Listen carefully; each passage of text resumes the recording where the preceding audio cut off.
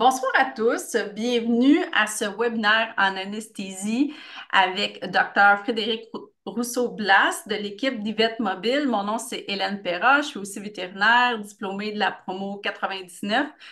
Mon rôle ce soir, c'est de veiller à l'animation et de diriger les questions pendant le webinaire. Le sujet de ce soir, c'est les étapes simples pour optimiser vos anesthésies. C'est en fait un pot pourri, c'est ça que Frédéric m'expliquait tantôt, un pot pourri des questions qui sont le plus fréquemment posées. Fait que je pense qu'il va en avoir pour tous les goûts. Il a vraiment axé sa présentation vers les vétérinaires et les TSA en pratique générale. Donc, je crois que vous allez vraiment apprécier. Avant de poursuivre, pour les certificats de formation continue, donc juste un petit rappel, pour l'OMVQ, il y a une nouvelle politique. On n'est pas obligé, en fait, ceux qui fournissent la formation continue, on n'est pas obligé de faire des certificats. On peut faire, qu'est-ce que vous avez besoin? En fait, c'est une forme de preuve. Ça peut être, dans le cas d'une formation que là, vous achetez, ça peut être simplement votre reçu que vous avez payé pour votre formation. Dans notre cas, qu'est-ce que je vais faire? C'est pour les gens qui sont présents, donc en direct ce soir, le 23 septembre 2024, je vais vous envoyer une fois terminé, j'ai la liste de ceux qui étaient présents et je vais vous envoyer par courriel. Donc, regardez dans vos indésirables, ça ressemble à un certificat, puis vous le gardez dans vos dossiers. Vous allez recevoir ça par courriel, vous le gardez, puis vous complétez votre dossier à l'OMVQ. Donc, on n'a pas besoin d'un vrai certificat, mais on va vous en faire un pareil. Pour ceux qui écoutent le webinaire en différé, l'OMVQ me dit que vous pouvez prendre le lien URL de YouTube, parce que là, vous nous regardez sur YouTube, et vous allez le mettre dans votre certificat ça va durer probablement 1 heure. Donc, ça va être votre preuve que vous avez écouté la formation continue. Pour la TSAC, c'est différent. On n'a pas soumis la formation à la TSAC pour approbation. Donc, c'est vraiment, je vais envoyer un certificat à tout le monde, mais c'est vraiment les vétérinaires que vous pouvez les compter dans votre dossier de formation continue. J'ai un point pour la TSAC. En fait, Oui. on est en train de soumettre là, comme de permis annuel pour que toutes les formations que je donne soient valides à la TSAC. Fait que je pense qu'on va avoir des réponses bientôt, puis on pourrait faire un update à la prochaine formation. Super, bonne nouvelle. Souvent, les gens demandent pourquoi la TSAC le refuse. C'est pas une question qu'ils le Non, refusent, non. c'est une question qu'on ne l'a pas soumis. Il faut Mhm. remplir des formulaires, il faut payer. Puis vous comprenez qu'on offre gratuitement ces formations-là. Fred fait ça de son temps bénévolement. Donc, vous comprendrez qu'à un moment donné, il y a il y a une certaine limite à notre engagement, mais ce qui compte, c'est vraiment vous donner de la formation de qualité. Donc, Frédéric Rousseau-Blas, il a fait sa résidence à la faculté, il a terminé sa résidence et passé son board en 2020. Il a travaillé au Centre vétérinaire Laval et depuis cet été, il s'est joint à l'équipe de Yvette Mobile et il offre plusieurs services. D'ailleurs, vous voyez à l'écran un code QR. Si vous le scannez, vous allez tomber sur le site web d'Yvette Mobile et vous allez voir un gros bouton qui vous permet d'accéder à un formulaire en ligne où vous allez voir tous les services qu'il offre. Et si vous choisissez un service, vous allez voir, vous allez changer de page, vous allez voir le prix de chacun de ces services. Juste pour vous faire part, il est victime de son succès. Je vois aussitôt que je vois une photo, une vidéo d'anesthésie où il y a beaucoup de monde dans une salle, là, je regarde comme il faut, puis je vois Frédéric, fait qu'il est quasiment, il y a quasiment un Winnebago d'anesthésie, il se promène à travers la province. Donc, si vous voulez des formations d'anesthésie pour cet hiver, c'est le temps de le booker parce qu'il est déjà réservé, là, il est rendu début février, donc c'est le temps de faire parvenir votre formulaire pour une formation pour votre équipe. Yes. Est-ce qu'il y a d'autres informations que tu veux donner pour tes services? Non, ben non, c'est une super présentation. Merci Hélène pour les services. Ça va vraiment bien. On visite de plus en plus de cliniques. Merci de nous faire confiance. À date, on fait des beaux cas, des cas quand même challengeants, des cas où je pense qu'on fait une différence. Puis c'est ça. C'est vraiment le fun. Quand je dis on, là, c'est moi puis ma technicienne Valérie qui est peut-être connectée ce soir. Salut Val, si t'es connectée. Valérie Fortin, là, qui est spécialisée en anesthésie. Justement, on peut aller là, autant gérer vos anesthésies, vous aider à distance, faire de la formation, faire du mentorat. Donc, n'hésitez pas là, à nous contacter, là, que ce soit par le numéro de téléphone, l'adresse courriel, la demande de requête avec le code QR sur le site web de Yvette Mobile. On est là pour vous, puis on va vous dire. Côté, c'est ça, côté formation, ça va en février. Là, on a du pain sur la planche, c'est parfait. Côté faire des cas, on a des petits trous peut-être encore en novembre, puis un ou deux en octobre. Fait que, on va se faire un plaisir de vous aider là, au maximum de ce qu'on peut faire. Pour aujourd'hui, on va se parler des étapes simples pour optimiser vos anesthésies. Je sais que c'est un titre vague, là, c'était un peu volontaire. C'est que je reçois souvent des questions, puis moi, je me suis dit, bon, je vais faire une espèce de pot pourri de toutes vos questions, puis je vois souvent que c'est les mêmes questions qui reviennent. Fait que, tu sais, dans les 4 dernières années, là, quand je faisais soit de la consultation à mon compte ou maintenant avec Yvette à temps plein, je vois que c'est souvent les mêmes choses qui vont causer des problèmes. Fait que ça se peut que c'est des choses que vous ayez déjà vues avec moi dans d'autres formations, même avec d'autres anesthésistes. Puis, on va faire une révision de ces choses-là, puis il y aura sûrement des nouveautés aussi. Dans le temps, on n'est pas pressé parce qu'au final, j'ai mis plein de sujets là, un peu pêle-mêle. Donc, on va arrêter quand ce sera le temps d'arrêter. Puis, dernière chose, c'est que je vais prendre les questions sûrement après chaque petite section. Fait que, tu sais, après chaque sujet, je vais dire, ben, je vais prendre vos questions. Puis, si, comme d'habitude, il y a plein de questions, ben, peut-être qu'on mettra une limite à ça. C'est cool, c'est la troisième fois, on dirait qu'on devient quasiment un petit book club, là, le club du lundi soir. Fait que je ne vous vois pas, mais bien content de vous avoir avec nous aujourd'hui. Donc, on part ça.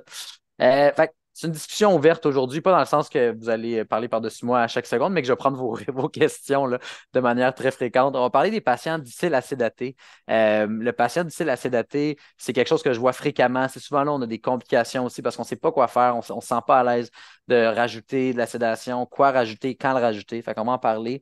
Gestion du patient agressif, sûrement que vous m'avez entendu plusieurs fois déjà en parler, mais ça reste une limitation, je trouve, dans bien des endroits où soit on prend des risques ou on n'est pas nécessairement à l'aise de faire des sédations peut-être adaptées à ça, où on n'a pas le temps, puis il faut se le donner ce temps-là. Clarification sur l'induction aussi. Je trouve souvent les mêmes questions. Qu'est-ce qui arrive? Mon patient ne veut pas dormir. J'ai atteint la dose toxique de propofol ou d'alfaxan ou peu importe. Fait qu'on va pouvoir en parler ensemble. Où sont les vrais risques finalement? C'est où qu'on voit le plus de complications, que ce soit des complications pas sévères jusqu'à, évidemment, la pire complication, là, qui serait une mortalité périanesthésique. Puis, on va parler brièvement d'analgésie post-opératoire. J'ai vraiment beaucoup, beaucoup de questions là-dessus. Éventuellement, on pourrait faire une formation sur l'analgésie, mais pour de vrai, c'est quand même un sujet complexe en soi. L'année prochaine à la MVQ, là, je ne veux pas spoiler de trucs, mais je ne sais pas si c'est sorti, là, les sujets, mais il va y avoir là, des choses données par certains anesthésistes, incluant moi. Fait qu'on va pouvoir travailler en équipe pour parler de ce vaste sujet qu'est l'anesthésie. Puis à la fin, s'il nous reste du temps ou si vous avez des questions qui vous brûlent les lèvres, ben on va pouvoir répondre, j'espère. Fait qu'on va partir sur les questions classiques pour tous ces sujets-là. Puis aussi, le but d'avoir isolé ou identifié ces sujets-là, c'est vraiment d'augmenter la qualité de l'anesthésie. Pas dans le sens nécessairement qu'on ne fait pas un bon travail, mais toujours de se dire qu'est-ce qu'on peut faire de plus pour notre patient, pour sa sécurité. À part pour le patient, ben, il y a aussi pour nous en tant qu'entreprise, en tant qu'employé, en tant que vétérinaire ou propriétaire de clinique, comment est-ce qu'on maintient ou on améliore notre efficacité? Souvent, malheureusement, on voit la qualité opposée à l'efficacité. Fait qu'on dit, ben, j'ai soit le choix d'être efficace, mais pas sécuritaire, ou très sécuritaire, mais pas efficace. Et pourtant, on se rend compte que souvent, on perd du temps aux pas bons endroits et alors qu'on pourrait aller l'investir sur des étapes qui vont faire une différence pour la sécurité, tout en maintenant une belle efficacité. Puis, un truc que je trouve important là, de mentionner, c'est qu'on veut aussi améliorer notre qualité de vie professionnelle, qu'on soit technicien, technicienne, vétérinaire. Quand on a une journée qui va bien, qui roule bien, qu'on ait fait 5 cas ou 10 cas ou 20 cas, peu importe le nombre, quand ça roule bien, ben, on rentre chez nous, on a le sentiment du travail bien, bien accompli, puis on sent aussi qu'on a aidé ces patients-là. Puis à l'inverse, des fois, comme les clients, là, des fois, ça nous prend juste une mauvaise expérience dans la journée pour teinter le restant de notre journée. Fait qu'on n'est pas à l'abri de ces mauvaises expériences-là en anesthésie, mais on va essayer de voir comment est-ce qu'on peut les diminuer au maximum. All right. Toujours les mêmes ressources dont je vous parle. Le Guideline AHA 2020, si vous n'avez jamais entendu parler, c'est que c'est la première fois qu'on se parle ou que vous m'écoutez, pardon. C'est super, c'est un vraiment bon guideline pour tout ce qui est praticien généraliste. Je vous dirais que ça fait vraiment office de guide pratique pour la pratique d'anesthésie là, en 2024 pour un vétérinaire généraliste. Plus spécifique pour le chat, donc le AHA, il est chat et chien. AFP, lui, c'est juste sur les shots publiés 2 ans avant, donc en 2018. Très, très pertinent aussi. Euh, Si ça vous tente de lire peut-être de manière plus assidue sur la gestion de la physiologie, la gestion de la douleur, on a aussi là, en 2022 les guidelines AHA sur la gestion de la douleur. Puis, comme j'ai mentionné auparavant, il y a Valérie et Valérie, j'aime ça, des noms simples à retenir. Donc, les deux Valérie qui sont les deux spécialisées en anesthésie, Valérie Geoffroy et Valérie Fortin, qui font aussi, là, ils ont une page Facebook puis un site Internet où ils vont faire des petits quiz puis des résumés de sujets hyper pratico-pratiques là, pour les équipes techniques, puis aussi pour les équipes vétérinaires. All right, fait qu'on commence. J'imagine qu'il n'y a pas déjà des questions, mais je vais les prendre à la fin de cette petite section-là. Donc, le patient difficile à sédater. Euh, Quand on parle de patient difficile à sédater, ce n'est pas nécessairement un patient anxieux. Hein. Ça peut être un patient aussi qui est plus résistant aux drogues ou qui ne répond pas de la manière où on s'attendait aux différentes drogues qu'on lui donne. Donc, c'est pour ça que je voulais juste ramener la loi de la normale. Là. La loi normale, je ne veux pas je veux pas donner de mots de tête à ceux qui se rappellent des mauvais souvenirs de statistiques. Là. Mais c'est juste de comprendre que quand on n'adapte pas nos protocoles à chaque patient, puis qu'on fait un one size fits all, ben, ça va toujours fonctionner pour une majorité. Je ne veux pas dire de chiffre précis, mais on va dire peut-être un 60 à 80 même 90. Mais il y aura toujours un 5, 10, 15 des patients qui vont soit être trop sédatés ou pas assez sédatés avec une même recette qui est plutôt appliquée sans l'adapter au tempérament, à l'âge du patient, au poids du patient. Et c'est pour ça qu'on va souvent avoir des patients qui sont difficiles à sédater. Donc, c'est pas juste d'adapter son protocole pour pas que ça arrive, mais c'est aussi de savoir quoi faire quand ça arrive. Fait que, regardons ça ensemble, une petite situation clinique. Donc, on a une Labrador femelle entière de 1 an, 30 kilos, qui vient pour sa stérilisation. Donc, au niveau de son tempérament, elle est anxieuse et agitée, mais pas agressive. Elle est juste, on voit que c'est peut-être pas sa plus belle journée à être avec nous à la clinique, puis elle va exprimer ça par de l'agitation. Elle a un bon état général, elle n'a pas de souffle. À ce qu'on sache, là, à part son tempérament, qui est peut-être un peu différent de la norme, c'est un chien tout à fait normal et en santé. Donc, si on parle de protocole, c'est pas une recommandation nécessairement, mais c'est le protocole que je pourrais très bien voir chez ce chien-là, qu'on fasse hydrodexdo ou méthadone dexdo, peu importe, un opioïde puis un alpha-2 agoniste. Donc, j'ai mis 0,05 mg par kilo d'hydromorphone dans mon exemple, puis 5 microgrammes par kilo intramusculaire de dexmédetomidine. Ça pourrait être aussi, pour ceux qui utilisent moins les alpha-2, ça pourrait être aussi une combinaison opioïde puis acépromazine. Donc, hydromorphone, même dose, acépromazine, 20 à 30 microgrammes par kilo ou 0,02, 0,03 mg par kilo IM. On l'induit, on pose un cathé, on le préoxygène, on l'induit, propofol, on maintient l'isoflurane. Puis après ça, ben, on a des plans d'analgésie selon comment ça se passe, mais s'il n'y a pas de contre-indication, minimum, soit un INS ou de l'acétaminophène chez ce chien-là. Donc, vous l'avez prémédiqué, puis 20 minutes plus tard, ben, elle a l'air de ça. Donc, on a choisi dans ce cas-ci l'hydromorphone plus la dexmédetomidine. Et 20 minutes plus tard, elle n'est pas au courant là, qu'elle a reçu une sédation.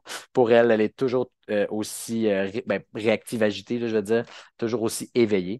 Donc, on va commencer avec un petit choix, là, un petit choix de réponse. Donc, option 1, on ajoute de la Dexdo. Vu qu'on a déjà mis 5, ben, on se met un 2 microgrammes par kilo de plus IM pour un total de 7 microgrammes par kilo. Option 2, ben, on va plus ajouter de l'acépromazine, donc 0,02 mg par kilo IM pour un total de 0,05 mg par kilo. Option 3, en fait, on ne la sédate pas plus parce qu'elle a déjà reçu sa prémédication. On va prendre avec ce chien-là sûrement 2 à 3 membres du personnel pour lui poser un cathéter intraveineux. Puis on va juste poursuivre là, notre protocole d'anesthésie. Option 4, aucune de ces réponses. Puis soit on abandonne, on appelle un ami, on fait miroir ou on ne sait pas trop quoi répondre. Donc, peut-être prenez un petit 10 secondes, vous dire qu'est-ce que vous aimeriez faire. Si ce n'est pas dans les choix, c'est tout à fait correct. C'est pour ça il y a l'option 4 là, aucune de ces réponses. Puis essayez de voir un peu qu'est-ce que vous aimeriez faire chez ce patient-là. Je vous rappelle que la décision de redonner de la drogue, quoi que ce soit, ça reste que c'est une décision vétérinaire. En équipe, souvent en anesthésie, il y a moins de différence entre le rôle anesthésique, et le rôle de technicien et le rôle vétérinaire, mais c'est important là, de confirmer que votre vétérinaire, ben, est-ce que tu veux que je rajoute ça, tu veux que je fasse ci? Parce qu'au final, c'est eux qui ont la responsabilité de ce patient-là. Mais c'est un travail d'équipe, ça, c'est sûr et certain. Donc, j'ai vu qu'on avait peut-être des petits débuts de réponse ici. Option 1 pour moi, trazodone GABA la veille, 2 heures avant. Bonne question, parfait. Donc, oui, hein, est-ce qu'elle en a reçu du trazodone du gabapentin? Ben, pas dans mon exemple. Puis, en effet, ça aurait sûrement pu faire une différence. Peut-être qu'elle aurait mieux répondu là, à notre prémédication. On a parlé de l'option 1, parfait. Donc, je vais essayer de vous montrer un peu, parce que c'est souvent, c'est très logique de se dire, j'ai donné 5, je vais en rajouter un petit peu, ou j'ai donné la cipromazine, je vais en rajouter. Donc, on s'attend à ce que ça fonctionne. Malheureusement, c'est quand je présente ça en anglais, on dit un pitfall, une erreur fréquente qu'on va faire, ou quand on va redonner un dosage à notre patient, on ne tient pas compte de la pharmacocinétique de cette drogue-là, puis on s'attend à ce que ce soit des mathématiques simples, 2 plus 5 égale 7. Malheureusement, en anesthésie, on n'est pas bon en maths, ça fait que 2 plus 5, ça égale pas 7 avec nous autres, ça égale toujours moins que ça. Donc, je vous montre un peu de quoi ça a l'air. Donc, ici, là, je ne vais pas faire mal au cœur à personne, mais regarde ça simple, simple, simple, OK?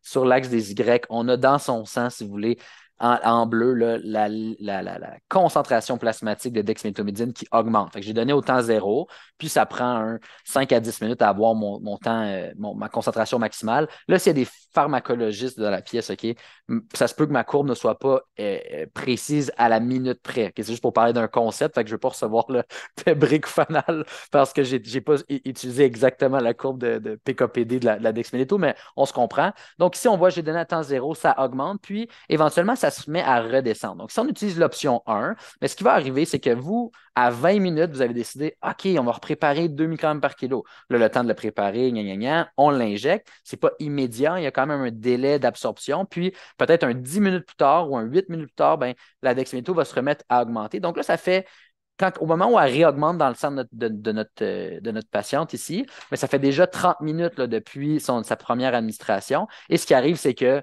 on voit que notre 2, finalement, nous ramène juste au même plafond qu'on avait avant. Je n'ai pas expliqué, mais la zone verte, c'est la zone, si vous voulez, de sédation, donc la zone effective là, où on aurait aimé se rendre avec notre patient. Donc, comme vous voyez, malheureusement, 5 plus 2, 20 minutes plus tard, ça l'égale malheureusement sûrement juste 4 ou 5 encore. Donc, on tombe dans une espèce de cercle vicieux. Puis, je ne suis pas là pour pointer n'importe qui du doigt, ça m'est déjà arrivé, mais je suis certain que ça vous est déjà arrivé on redonne la Dexdo. Le 15 minutes tard, on redonne la Dexdo. Puis là, maintenant, on se rend compte que ça fait 1 heure qu'on est en train de juste garder une belle concentration plasmatique stable, inefficace chez notre chien, puis qu'on vient de perdre 1 heure, on a ralenti notre journée d'1 heure, tout le monde part à la maison plus tard. Puis ça, ben, c'est un point important pour moi, que les gens, on travaille fort, mais qu'à un moment donné, ça finisse, puis qu'on a une vie familiale. Donc, il faut que ça fonctionne, nos sédations. OK? Donc, option 1, malheureusement, c'était une bonne idée de rajouter de la dexmédeto, sûrement ce que je ferais, mais peut-être pas le dosage que j'aurais utilisé par cette voie d'administration-là. Parce que si on l'avait donné IV, ça aurait peut-être été différent. Option 2, donc ajout d'acépromazine 20 microgrammes par kilo IM. Pourquoi est-ce que ce n'est pas nécessairement ce que j'ajouterais seul? Je n'ai pas de problème à en rajouter, mais c'est que l'acépromazine, comme peut-être la plupart d'entre vous vous rappelez, ou sinon ça sera un bon rappel, c'est une drogue qui a un plus long délai d'action. Souvent, on parlait d'un bon 15 à 20 minutes avant de commencer à avoir un effet, puis souvent un effet maximal ou un effet maximal autour de 30 minutes post-sédation IM, mettons. Fait que là, ça fait déjà 20-25 minutes qu'on attend. Si on rajoute ça, ben, on vient de prendre une chance que dans 30 minutes, elle soit suffisamment sédatée. Donc, peut-être pas le meilleur choix. En combinaison, je n'ai pas de problème. Ça m'est arrivé récemment, je vais prendre un exemple. On m'appelle dans un centre, ben, j'étais dans le centre, mais on m'appelle aux soins ou à l'urgence de ce centre-là, puis on me dit, hey, il y a un chien qui a croqué un porc-épic, puis là, ben, il est vraiment dans un état de stupeur. À chaque fois qu'il ferme la bouche, ça fait mal et tout. C'est un berger allemand, mais pas parce que c'est pas du racisme vétérinaire, c'est juste que c'était le cas chez ce chien-là. Et là, on n'est pas capable de le sédater. Tu vois, on a déjà donné 0,3, mettons, on va dire qu'il pesait 30-35 kilos.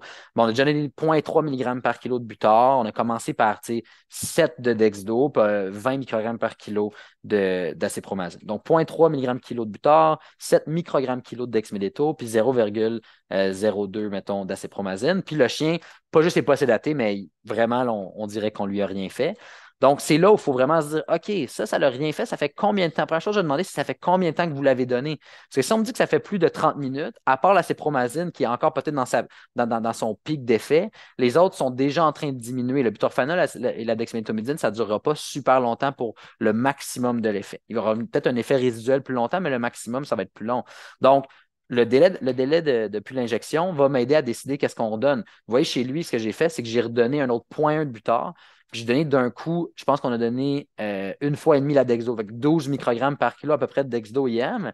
Je n'ai pas racheté d'ACP et c'était encore pas assez, mais il fallait que j'y aille progressivement. Puis finalement, il a mérité une troisième injection. Là, j'étais allé, j'ai mis mes bobettes j'ai mis mes culottes, puis on a redonné, je pense, 20 microgrammes de Dexdo, un petit peu plus d'ACP, puis j'ai pas racheté plus de butor, puis là, il est tombé. Mais le problème, c'est que ces chiens-là, une fois qu'ils tombent, ils sont tombés sur tout ce que vous avez donné, ils se relâchent, ils sont moins anxieux, puis là, ben, ils vont être ils vont être sédatés pendant très longtemps. Donc, gardez ça en tête aussi, cet effet additif-là, une fois qu'ils arrêtent de le combattre, va être important pour la durée. Fait que, excusez, mon aparté, juste pour dire que l'option 2, c'est peut-être pas ce que je ferais.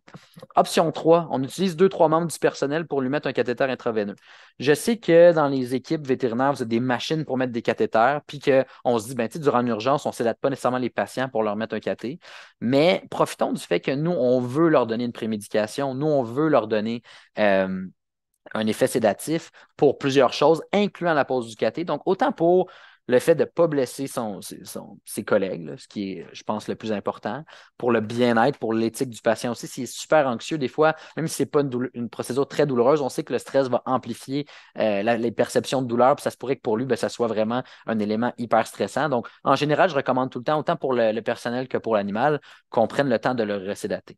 Et là, je veux juste être clair, c'est pas de sauter dessus avec un masque puis l'induire au gaz. C'est pas de. Tu sais, il y a des manières de recéter un patient de manière sécuritaire. Puis juste pour être clair, le gaz n'est pas une manière sécuritaire. C'est une des choses que ça fait peut-être le plus longtemps que tout le monde s'entend pour dire que ça augmente les taux de mortalité drastiquement. Donc, juste éviter ça. Là, les patients 0-0 sédatés qu'on va essayer d'induire ou sédater aux agents volatiles, là, j'aurais une liste longue comme le bras de raisons pourquoi pas le faire. Si ça vous intéresse, posez-moi la question. Euh, Option 4, on arrive dans les bonnes options. Ah, parfait. Donc, j'ai rajouté la même dose, 5 microgrammes par kilo, parce que je sais que par la voie IM, il va y avoir un délai. Je suis déjà sur ma pente descendante, sûrement au niveau de mon effet. Donc, en ajoutant 5 plus 5, ça ne fera pas 10, peut-être 5 plus 5, 6, 7, 8, quelque chose comme ça. Et donc là, peut-être que je vais être rentré dans ma zone de sédation. Puis pour ceux qui connaissent ou qui ont déjà essayé la voie subcutanée GV20, ben peut-être que là, vu qu'il commence, s'il y a un début d'effet où je suis capable de le faire, ben je vais favoriser une voie qui a un délai d'action un peu plus rapide, vu qu'on a déjà, je ne vais pas dire perdu 20 minutes, mais investi 20 minutes à essayer de le sédater. Et là, ben, en effet, peut-être que j'aurai une dose un peu plus basse parce que soit IV ou GV20 pour ma dexmédetomidine, je vais diminuer mes doses là, comparativement à une dose intramusculaire. Mais vous voyez que là, en effet, on est encore dans la zone verte. En plus, l'effet arrive plus rapidement. Donc, sûrement qu'à 25 minutes top chrono, ben, on commence déjà à avoir un chien qui est gérable pour mettre le caté puis poursuivre là, notre sédation. Je vais tout de suite reprendre une pause parce que je sais, là, excusez, je commençais avec ce qui était le plus technique. Je me suis dit, là, vous venez de souper, peut-être qu'il n'y a pas encore là, cet effet postprandial de votre souper.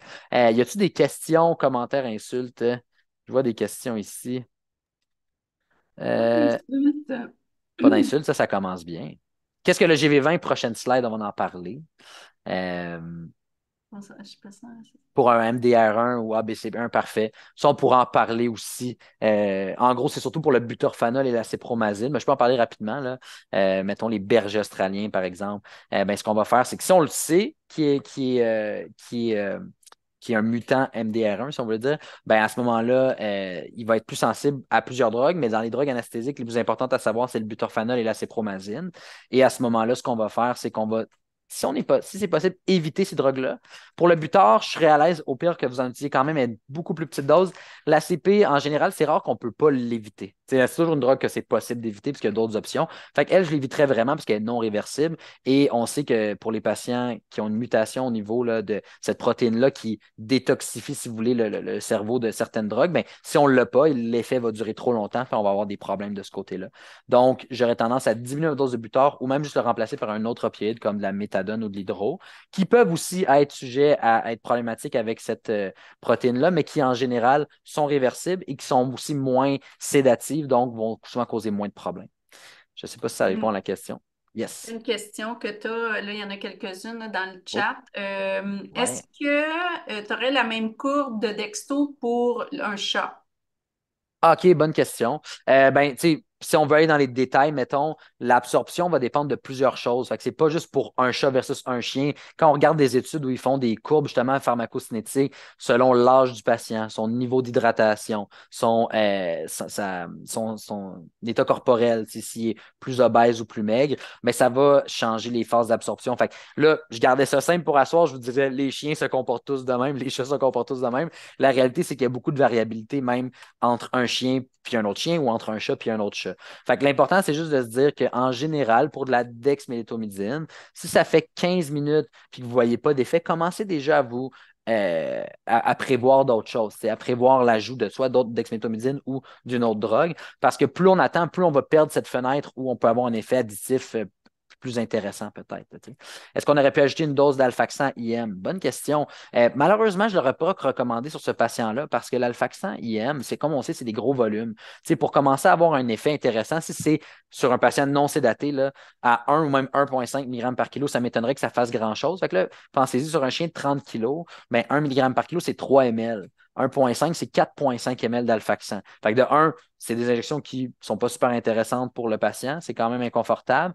C'est pour ça que je me limite souvent à l'utiliser sur les plus petits patients. Puis malheureusement, l'alfaxan, c'est une drogue qui, c'est l'équivalent, je trouve, d'aller spinner la roue là, à la poule aux œufs d'or. Tu peux tomber sur n'importe quoi côté effet. Là. Tu vas prendre le même shot, tu vas l'injecter lundi, mardi, mercredi, jeudi, vendredi, puis à tous les jours, j'ai l'impression que tu vas avoir une réponse différente. Des fois très sédatée, des fois presque pas sédatée. Fait que là, je niaise, là, je parle du même patient, mais d'un patient à l'autre, ça va être très, très variable. Fait que juste garder en tête que c'est bien utilisé, j'ai aucun problème quand on l'utilise. Soyez prêts à tout. Pas de sédation après 10 à 15 minutes, comme une sédation très profonde, voire un début d'anesthésie après 2-3 minutes, on les a tous vus. Fait que c'est pour ça que la surveillance est importante, mais dans son cas, le poids m'aurait limité. Fait que je serais sûrement juste retourné avec la dexmédeto. Une Je autre sais que. question, une Ah oui. petite, excuse-moi, Non, non, pas de problème. ok. Une petite dose de kétamine, est-ce que tu pourrais l'ajouter? Oui, fait que, tu sais, quand on va combiner un opioïde, un alpha-agoniste puis de la kétamine, là, on parle vraiment de protocole. Ben, ça dépend des dosages, mais en général, on va se rapprocher plus d'un protocole anesthésique injectable.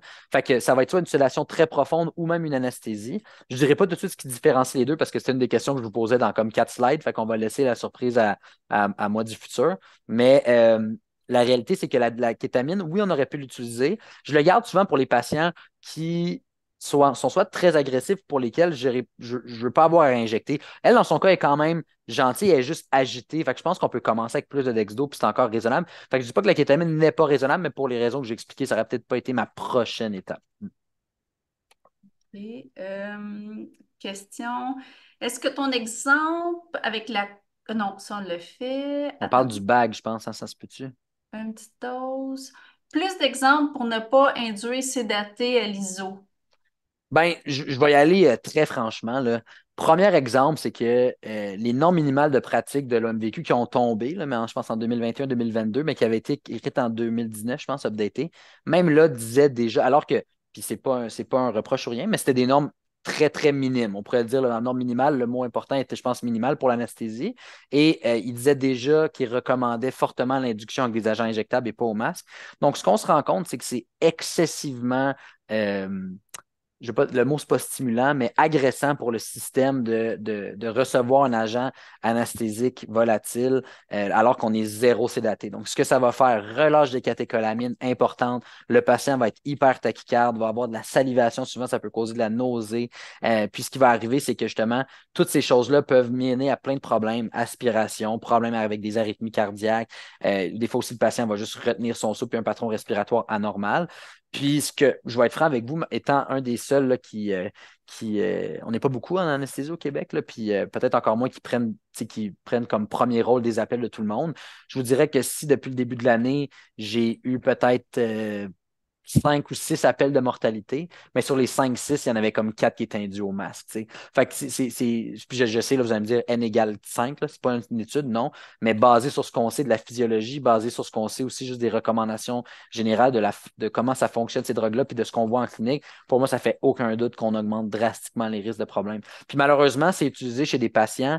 on se dit, ah, il y a un souffle, fait que je ne donnerai rien, puis je vais juste l'induire au masque, mais c'est la pire chose qu'on peut faire pour ce patient-là, tu sais. Parce que lui, il a une maladie cardiaque. Fait que là, en fait, on teste au maximum. Vous voulez, là, il n'y avait pas d'argent pour un échocardio. Son vrai test, c'est est-ce qu'il va survivre son induction au masque, parce que là, vous allez savoir s'il y avait une vraie maladie cardiaque ou pas, tu sais. C'est une blague Puis ce que je fais, mais c'est quand même quelque chose à pas négliger. Ouais.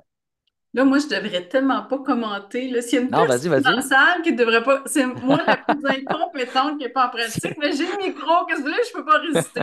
Mais on me dit qu'en médecine humaine, hein, il y a de plus en plus de chirurgies qui se font carrément plus sans gaz. Mhm. Ben, tu sais, en médecine humaine, il y a une chance que les primates, là, donc je vous informe qu'on est tous des primates, on répond quand même bien aux benzodiazépines. Tu sais. Fait on a un bon degré d'amnésie, ce qui est important, surtout quand on a des patients qui peuvent se rappeler et communiquer ce qu'ils ont vécu. Nous, je ne veux pas dire notre chance, mais un des points en anesthésie vétérinaire, c'est que nos patients ne pourront pas aller communiquer s'ils ont eu un bon ou un mauvais service. C'est les clients qui vont se fier à votre charme en avant.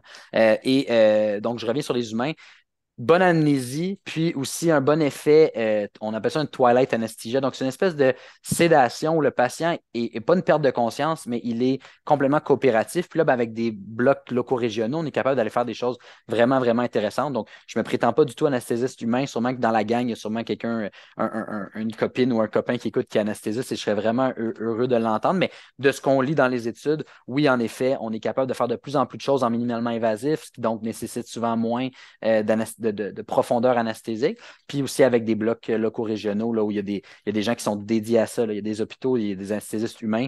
Tout ce qu'il fait, c'est des blocs toute la journée. Il se promène avec l'écho, là, puis il passe d'une salle à l'autre, puis il va bloquer du monde, tic, tic, tic, tic, tic, pour que justement on ait moins à mettre les gens sous anesthésie générale et donc moins de complications. Je vais être franc avec vous en médecine vétérinaire, on est super bon, on est super gentil, puis on est super fin, mais on n'est pas rendu là encore.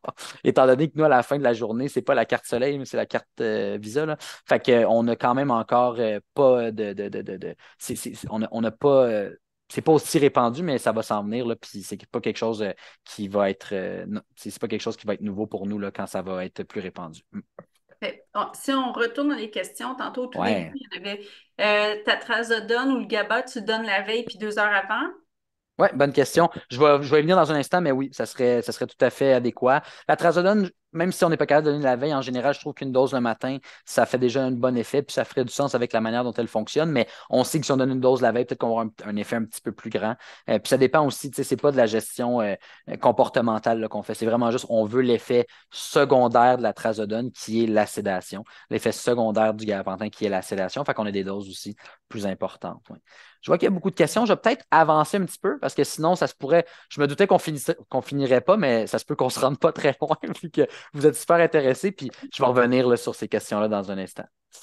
Donc, optimisation des protocoles, prémédication sous-cutanée GV20, j'ai vu que c'était une des questions, donc je voulais y venir. En fait, le point sous-cutané GV20, c'est un point sur la tête. Je pense que j'ai une image juste ici, donc je vais avancer, qui est un point d'acupuncture, en fait. Donc, ça dépend si vous êtes plus Eastern Medicine ou Western Medicine, mais dans tous les cas, on y trouve son compte. Donc, pour tout ce qui est Eastern Medicine, ben, on pense qu'avec, puis là, je ne suis pas un pro de l'acupuncture, là, mais on pense qu'à ce point-là, on va avoir une meilleure réceptivité au niveau là, de certaines drogues pour des raisons qui peut-être m'échappent un peu, mais des raisons peut-être plus des canaux d'énergie, puis des canaux lymphatiques et tout ça. Si on est plus western, ce que je connais un petit peu plus, médecine, on se rend compte qu'à ce niveau-là, c'est très bien vascularisé. Il y a sûrement en fait une concentration plus grande aussi des récepteurs alpha-2 et des récepteurs opioïdes. Dans tous les cas, on voit qu'une injection sous-cutanée, qui en général pour les opioïdes n'est pas un bon choix. Un opioïde sous-cutané, dans la plupart des études, ça fait moins effet, donc moins d'analgésie, moins de sédation, plus de nausées aussi. Mais à ce point-là, sur la tête, on voit quand même une sédation en fait très intéressante, plus rapide que la IM. Et on peut utiliser des plus petites doses. Donc, il faut quand même ajuster ces doses. Vous voyez, mes doses d'hydromorphone sont diminuées. Là. Donc, 0,025 à 0,05. Puis même dans les études, en fait, ils utilisent 0,01. Donc, un dixième de la dose de 0,1. Là. Donc, ça peut être intéressant. Méthadone, Dexdo. Pourquoi je ne parle pas de d'autres drogues, Alfaxan, acépromazine? C'est pas que ça ne se fait pas, mais il n'y a pas d'études pour l'instant démontrant les effets attendus de cette combinaison-là au site GV20. Donc, je ne me sentirais pas à l'aise de vous le proposer. Mais pour ceux qui écoutent ça sur YouTube, qui viviez dans le futur, ben, premièrement, j'espère qu'on a un bon futur. Deuxièmement, j'espère aussi qu'on a des études qui nous ont débloqué d'autres drogues à mettre là, par cette voie-là. Donc, je résume, délai d'action plus rapide entre IM et IV. C'est quand même une injection pression sur la tête, donc je n'irai pas me battre avec un chien agressif pour aller le piquer sa tête proche de sa mâchoire, là. Mais la plupart des chiens coopératifs, ça se fait bien. Les chats, ça se fait bien aussi. Mais ayant 2 chats à la maison, j'ai jamais trouvé personnellement que se faire manipuler la tête pour aller se faire injecter dans une peau aussi peut-être un petit peu plus serrée, il tripait tant que ça. Fait que des fois, j'utilise, mettons, pour mes alphes, pour mon atipamésol quand il ne se réveille pas. Mais si je l'utilise moins chez le chat, j'utilise plus IM pour ces raisons-là. Donc, moins de réaction à l'injection chez certains patients canins, puis sédation plus fiable aussi pour une même dose IM. Donc, c'est là où vous voyez, mais gardez en tête là, que les doses, là, c'est pour la Dexdo. Si on le fait par la subcutanée GV20, c'est à peu près ce range-là, là, 3 à 5 microgrammes par kilo. Puis si Tu vas juste... c'est Ah oui, vas-y, ouais. si c'est la médétomidine, Bonne question. Fait que si vous avez de la médétomidine, vous avez un mélange racémique, je suis désolé de sortir les gros termes en ce lundi soir, de dexmédétomidine puis de lévomédétomidine.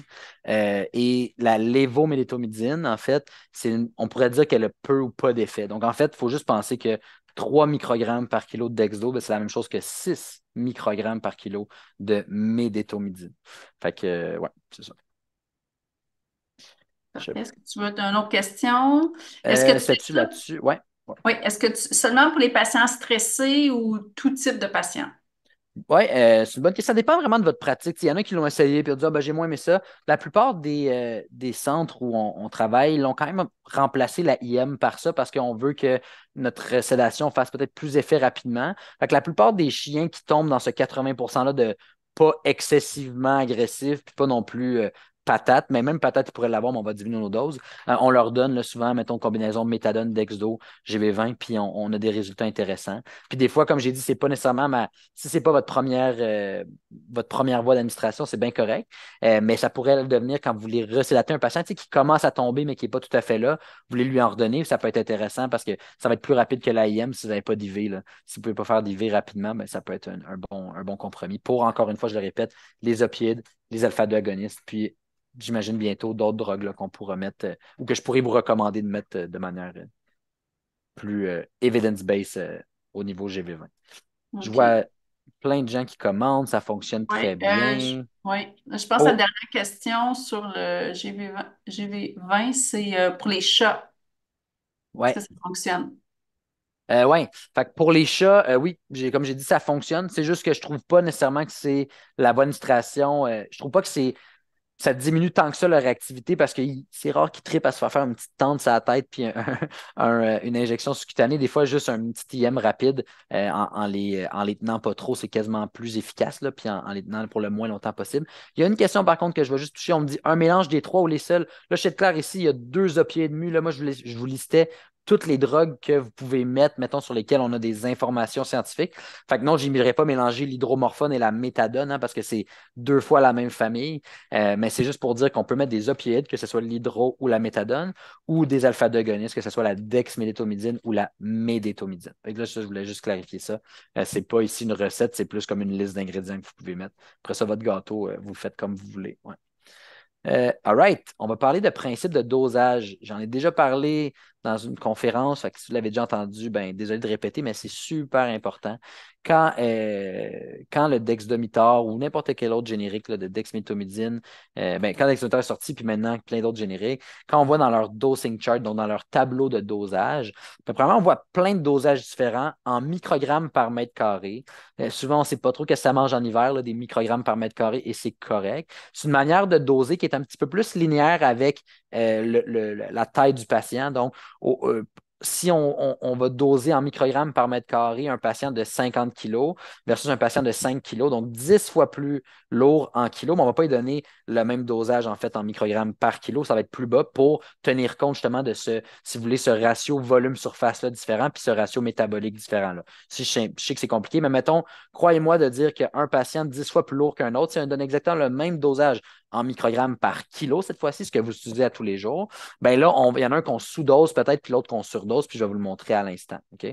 Donc, petit graphique qui est une gracieuseté de mon collègue et ami Graham Doudnot, qui travaille là, au CVL et au CVRS. Donc, il avait fait ce beau tableau-là et je lui ai gentiment volé parce que je n'avais pas le goût de le refaire, puis parce que c'était bien fait.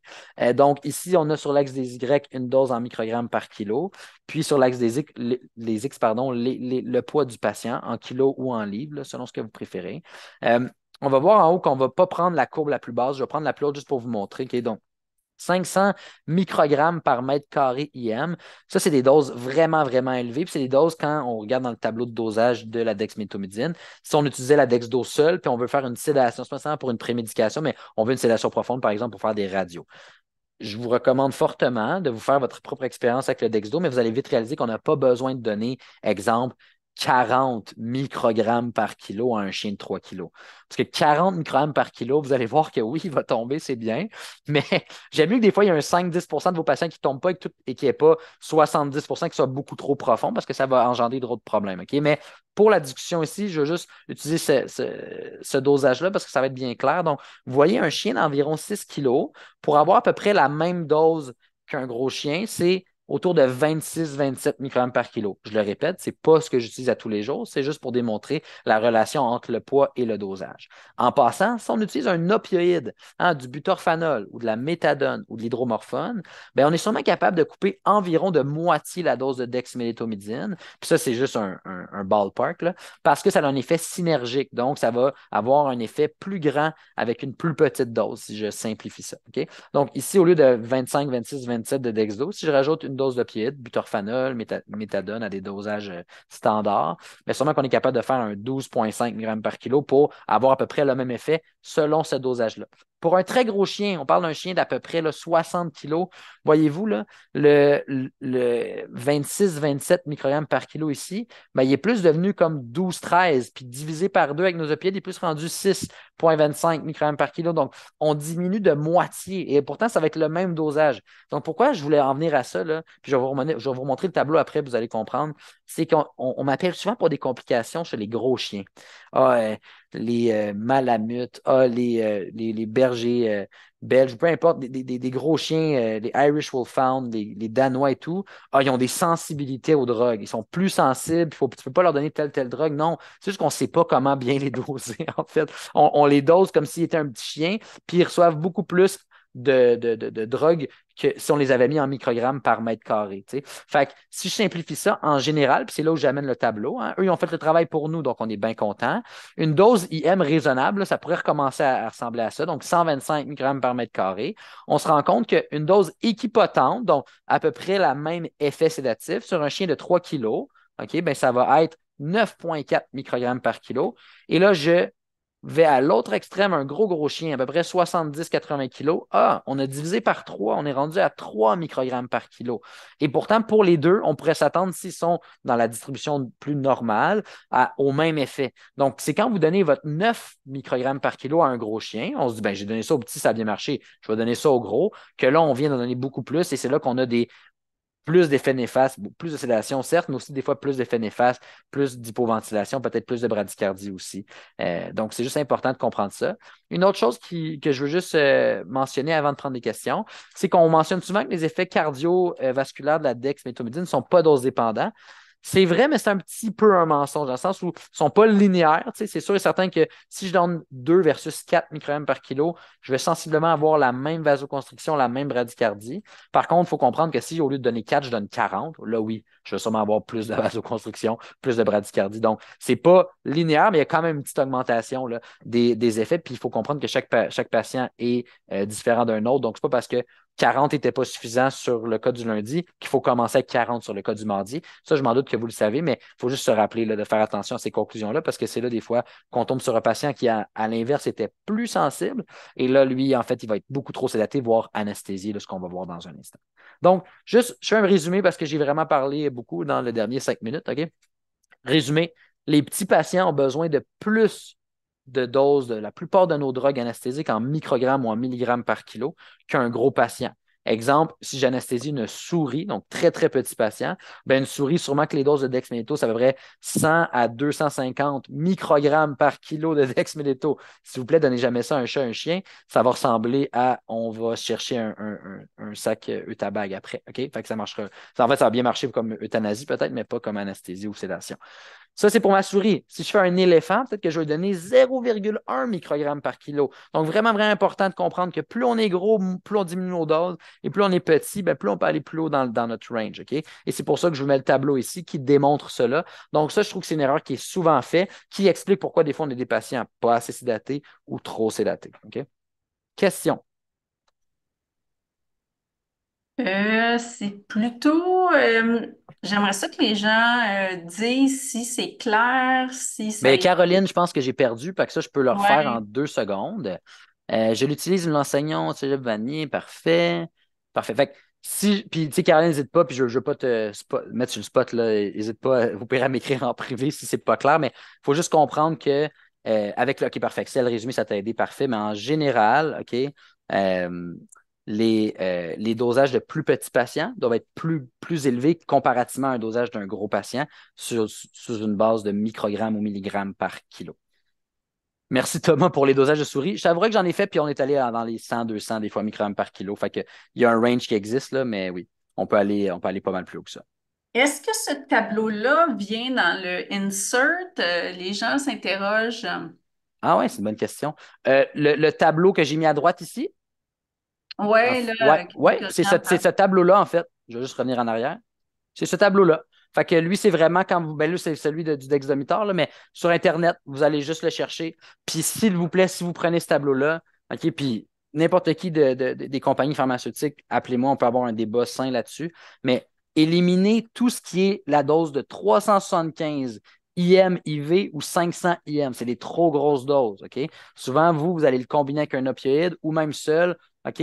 Je ne veux pas que vous commenciez à donner 28 microgrammes par kilo à un chien de 2 kilos IM. OK? Donc, restez dans les dosages qui ressemblent plus aux 125 microgrammes par mètre carré en augmentant ou diminuant selon votre patient, puis selon votre expérience personnelle, selon votre réalité clinique. Mais il faut juste vraiment faire attention de ce côté-là parce que les autres doses, eux, sont allés vraiment pour quelque chose, ça va être fonctionnel, c'est personne qui va pouvoir reprocher au dexdomiteur de ne pas fonctionner, mais c'est des trop hautes doses. On va avoir plus de problèmes des fois, puis plus d'effets qu'on ne souhaite pas.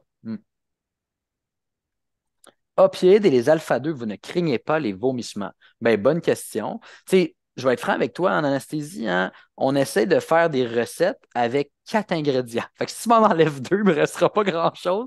Ce serait comme un alphabet à comme 5 lettres. Là. Je résume, on a les opioïdes, c'est ma première lettre, les alpha-2 agonistes, l'acépromazine, on a les benzodiazépines, qui ne sont pas ma lettre la plus forte, mettons, l'alfaxan aussi qui peut donner IM, puis la kétamine. Fait que, tu sais, on n'a pas beaucoup de lettres. Je ne dis pas que c'est pour ça que j'utilise, mais juste de réaliser que faire les protocoles, ce n'est pas ça qui est difficile. Hein. C'est l'équivalent d'apprendre un langage avec 7 lettres. Rapidement, vous seriez tous des poètes. Là.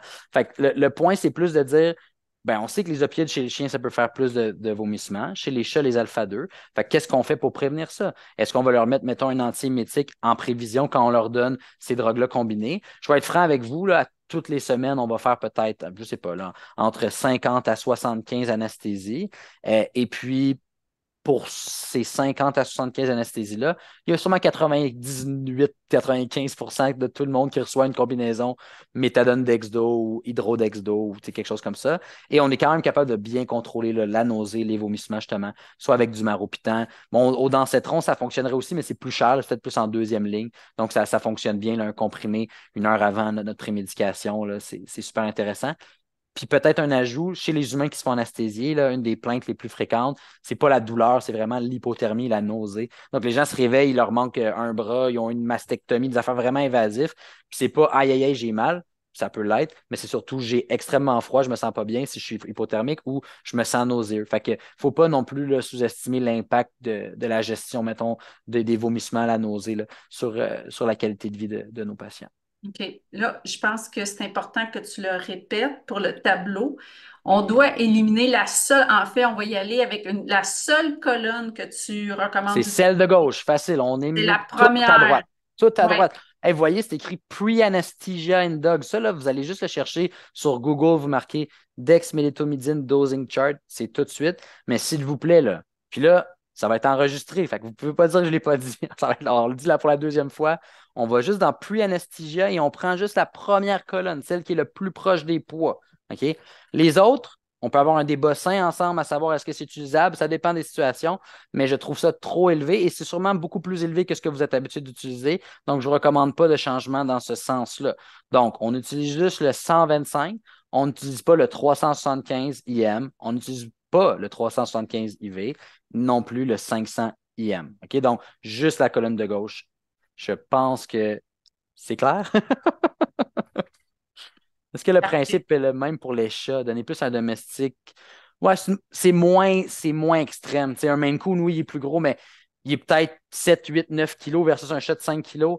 On n'a pas autant d'extrêmes intraspécifiques qu'un Chihuahua ou tu sais, un teacup de quelques grammes. Puis après ça, on a genre le, le chien de la préhistoire qui fait comme 120 kilos. Tu sais. Fait qu'il faut juste réaliser, tu sais, quand vous faites ces extrêmes-là, c'est vraiment impressionnant au niveau médical parce que vous faites le travail d'un anesthésiste pédiatrique, d'un anesthésiste qui fait juste, mettons, des gens peut-être plus en surpoids ou des choses comme ça. Vous avez tout à les gérer dans la même journée. Fait que chez les chats, peut-être moins extrême, mais oui, on pourrait en tenir compte un petit peu. Juste, c'est pas quelque chose que je vais tant appliquer tant que ça chez les chats. OK. Atropine, est-ce qu'on doit le donner avant? On le donne avant ou on n'en donne pas la Dex? Ah, bonne question. Ben, parfait, je pensais pas parler de ça, mais c'est tellement une bonne question qu'on va passer un petit 2 minutes là-dessus. Fait que c'est quoi l'atropine, hein? C'est un anticholinergique. Fait que ce que ça va faire, c'est que ça va diminuer notre tonus parasympathique pour faire augmenter notre fréquence cardiaque. Mettons, je simplifie ça, là, ça augmente la fréquence cardiaque. Là, on veut donner l'atropine après la Dexdo. Dans notre tête, ça fait du sens parce que la Dexdo, en fait, ce qu'elle va faire, elle, c'est une vasoconstriction. Notre pression va donc augmenter. Puis dans cette première phase-là de vasoconstriction, vu que la pression augmente, ben, on a une bradycardie réflexe. Donc, c'est une bradycardie qui est protectrice jusqu'à un certain point. Donc, le cœur se protège de l'augmentation de pression. Il dit, j'ai pas obligé de battre aussi fort pour pas avoir à augmenter tant que ça mon travail cardiaque, si vous voulez. Là. Je simplifie ça. Fait que là, vous, si vous allez dire au cœur, non, non, non, tu n'as pas le droit de prendre de pause, augmente-toi en fréquence, bien, vous allez en fait augmenter de beaucoup le travail. Donc, vous allez me voir des fois donner des anticholinergiques comme le glycopyrrolate ou l'atropine, mais ça va être quand le patient n'est plus hypertensif. Quand on donne la Dexdo, je répète, il y a une vasoconstriction, une augmentation de la pression, puis une bradycardie réflexe. Ça, c'est la phase 1 qui dure de manière variable d'un patient à l'autre n'importe où en 10 à 30 minutes. Mais après ça, on a la deuxième phase qui est qu'on a encore une bradycardie, mais là, la pression rediminue parce que notre vasoconstriction s'estompe, puis même on peut devenir hypotensif. Et là, c'est à ce moment-là il n'y a pas de problème à administrer soit du glycopyrrolate ou de l'atropine selon ce que vous avez. Si vous avez les deux, si ce n'est pas une urgence nationale, on peut commencer avec le glyco parce que ça a peut-être une chance de durer plus longtemps.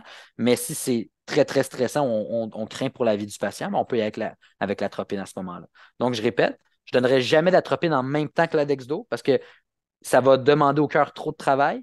Je ne la donnerai pas non plus quand on a donné la Dexdo et que le patient est encore très hypertensif, à moins qu'on pense, exemple, qu'il est en train de faire un arrêt. Là, allez-y, ça va quand même sûrement être beaucoup moins délétère que de ne rien faire.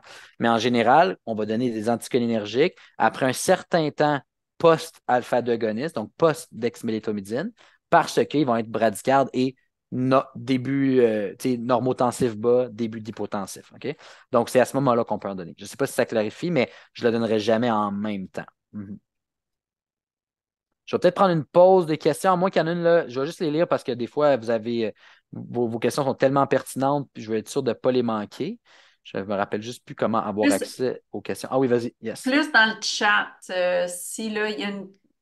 Je sais pas si. Je pense que tes doses ont un peu ébranlé. Ouais. Je pense qu'on pourrait passer la soirée sur les doses.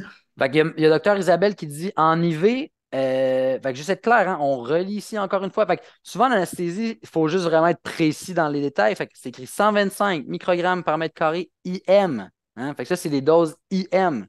Fait que si vous ne voulez pas prendre le tableau l'autre bord parce que vu qu'il y a 4 colonnes, c'est juste pour vous démontrer, mais si ça vous a mêlé, il n'y a pas de problème. Je vous l'ai isolé ici. Là. Vous avez juste à prendre celui-là. Là. 125 microgrammes par mètre carré IM.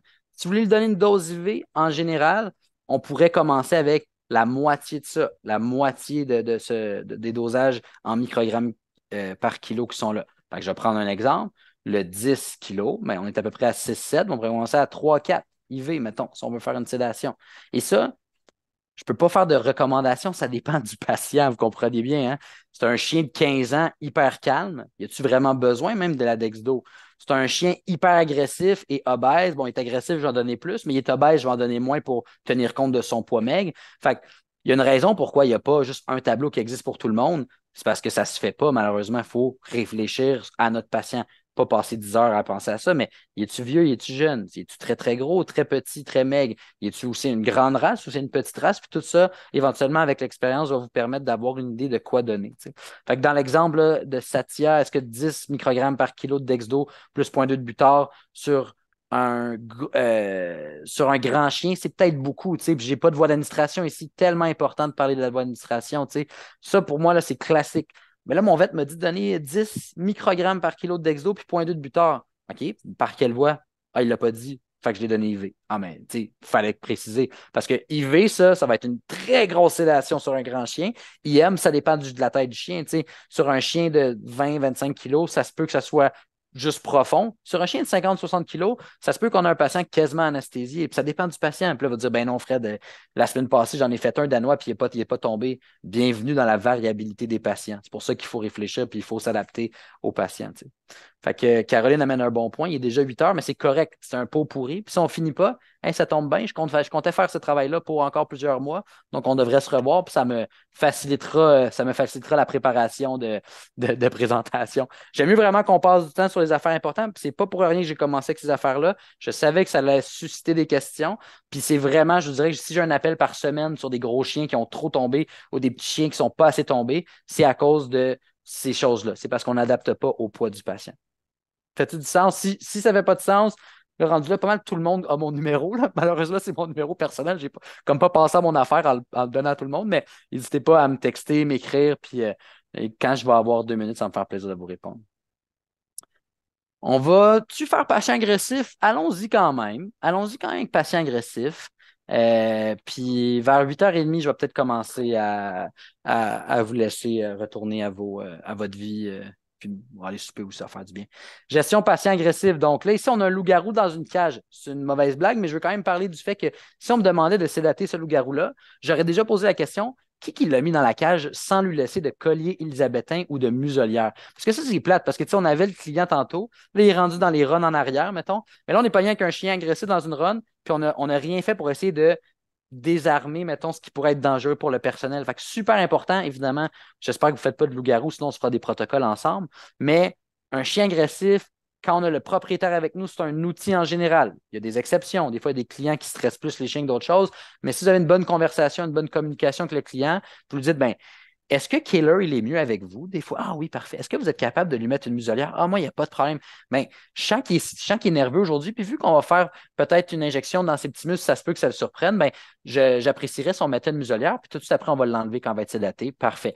Versus Killer, il est rendu en arrière, puis là, ben, Killer, il a le goût de me manger, puis le propriétaire n'est plus là, il est anxieux, puis là, ben, je me dis, c'est qui dans mon équipe qui me voulait du mal, tu sais? Fait que ça part vraiment, vraiment de la planification. Ça prend une approche qui est sécuritaire pour le patient, mais pour notre équipe aussi, OK? On est responsable, là, je parle aux vétérinaires plus, on est responsable comme vétérinaire de ne pas laisser nos techs dans un shit show royal, OK? On ne peut pas juste leur demander de sédater ce patient-là, puis nous aller faire des dossiers. Il faut qu'on ait une approche qui fasse du sens. Ça prend aussi une approche, bon, réconfortante pour le client. Vous allez dire, on sait bien, Fred, tu ne parles jamais des clients. Vous avez raison. Mais c'est quand même important de mentionner que quand vous allez parler au client de votre approche, que ce soit de mettre de la trazodone, du gabapentin, de peut-être l'injecter dans l'auto avant qu'il rentre dans la clinique, ce que ça lui démontre, en fait, c'est que vous prenez à cœur, mettons, la différence de son chien, la différence de son chat, on a peut-être des approches un peu différentes, mais quand même. Et ça va, je pense, lui montrer que vous êtes consciencieux dans ce que vous faites, puis que vous avez en fait une approche qui n'est pas one size fits all. Puis je pense que c'est la raison pourquoi les gens vont vous choisir. Fait que c'est juste un point que je voulais dire, mais vraiment important de ne pas mettre un loup-garou dans une cage dans le fond de la clinique. Donc, ça, je vais passer vite parce que vous l'avez vu souvent avec moi. Important de planifier, prémédication orale, améliore la réponse à la sédation, diminue le stress du patient clinique, chien et chat, trazodone 5 à 10 mg par kilo chez le chien, gabapentin 10 à 15 chez le chien, 15 à 30 chez le chat. Pourquoi je ne parle pas de trazodone chez le chat? Ça se donne, il n'y a pas de problème. En général, ça ne se fait pas en liquide la trazodone. Puis, si le chat est déjà difficile, c'est peut-être pas les gens, c'est rare qu'ils sont comme yes, plus de drogue à donner, Péros à mon chat à la maison, j'avais tellement hâte de me battre avec. Fait que, vu que c'est pas la chose qui fait le plus effet, c'est peut-être pas là où on va aller en premier. La dexmédetomidine orotransmucosale, donc le liquide injectable qu'on peut aller mettre sur les muqueuses, ça, j'en ai parlé dans un instant, mais des fois, c'est comme ma dernière étape. Là, quand on sent que le gabatrazo, ça ne sera pas assez, ou on le sait déjà, on le voit que ce n'est pas assez, ben, on peut peut-être agir avec ça. J'ai amené un point ici, puis c'est pas de la c'est pas de la représentation, il n'y a pas aucune compagnie pharmaceutique qui me paye. Je vous garantis, je le saurais. Là. Je verrais ça rentrer dans le compte de banque. Fait que mon premier, j'ai dit ça de manière indépendante, mais aux États-Unis, ça fait plusieurs années qu'ils ont le Sileo, qui est un gel oromucosal de dexmédetomidine. Et j'ai appris récemment, cette semaine, que je crois que c'est en train de se faire approuver au Canada. Si vous voulez me corriger, il n'y a aucun souci. Je n'étais pas certain, mais je trouvais ça quand même intéressant d'en parler parce que si vous voyez ça passer, au final, c'est quoi? Mais c'est de la dexmédetomidine en gel.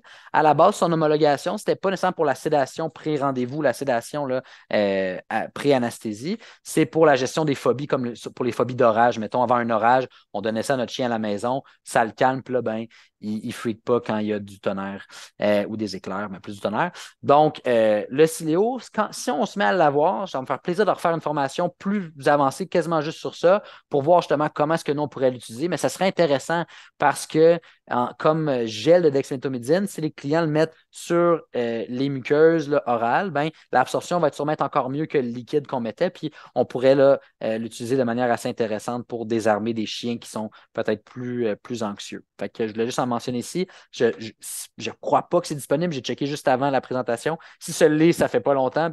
Puis si c'est pour l'aide, ça va être, je pense, dans pas longtemps de ce qu'on me dit.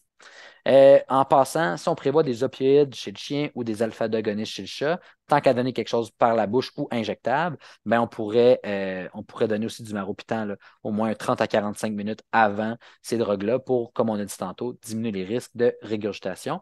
Le maropitant injectable, il est plus cher que le Péros. Le Péros, ça fait encore bien du sens, puis on peut le donner. Là.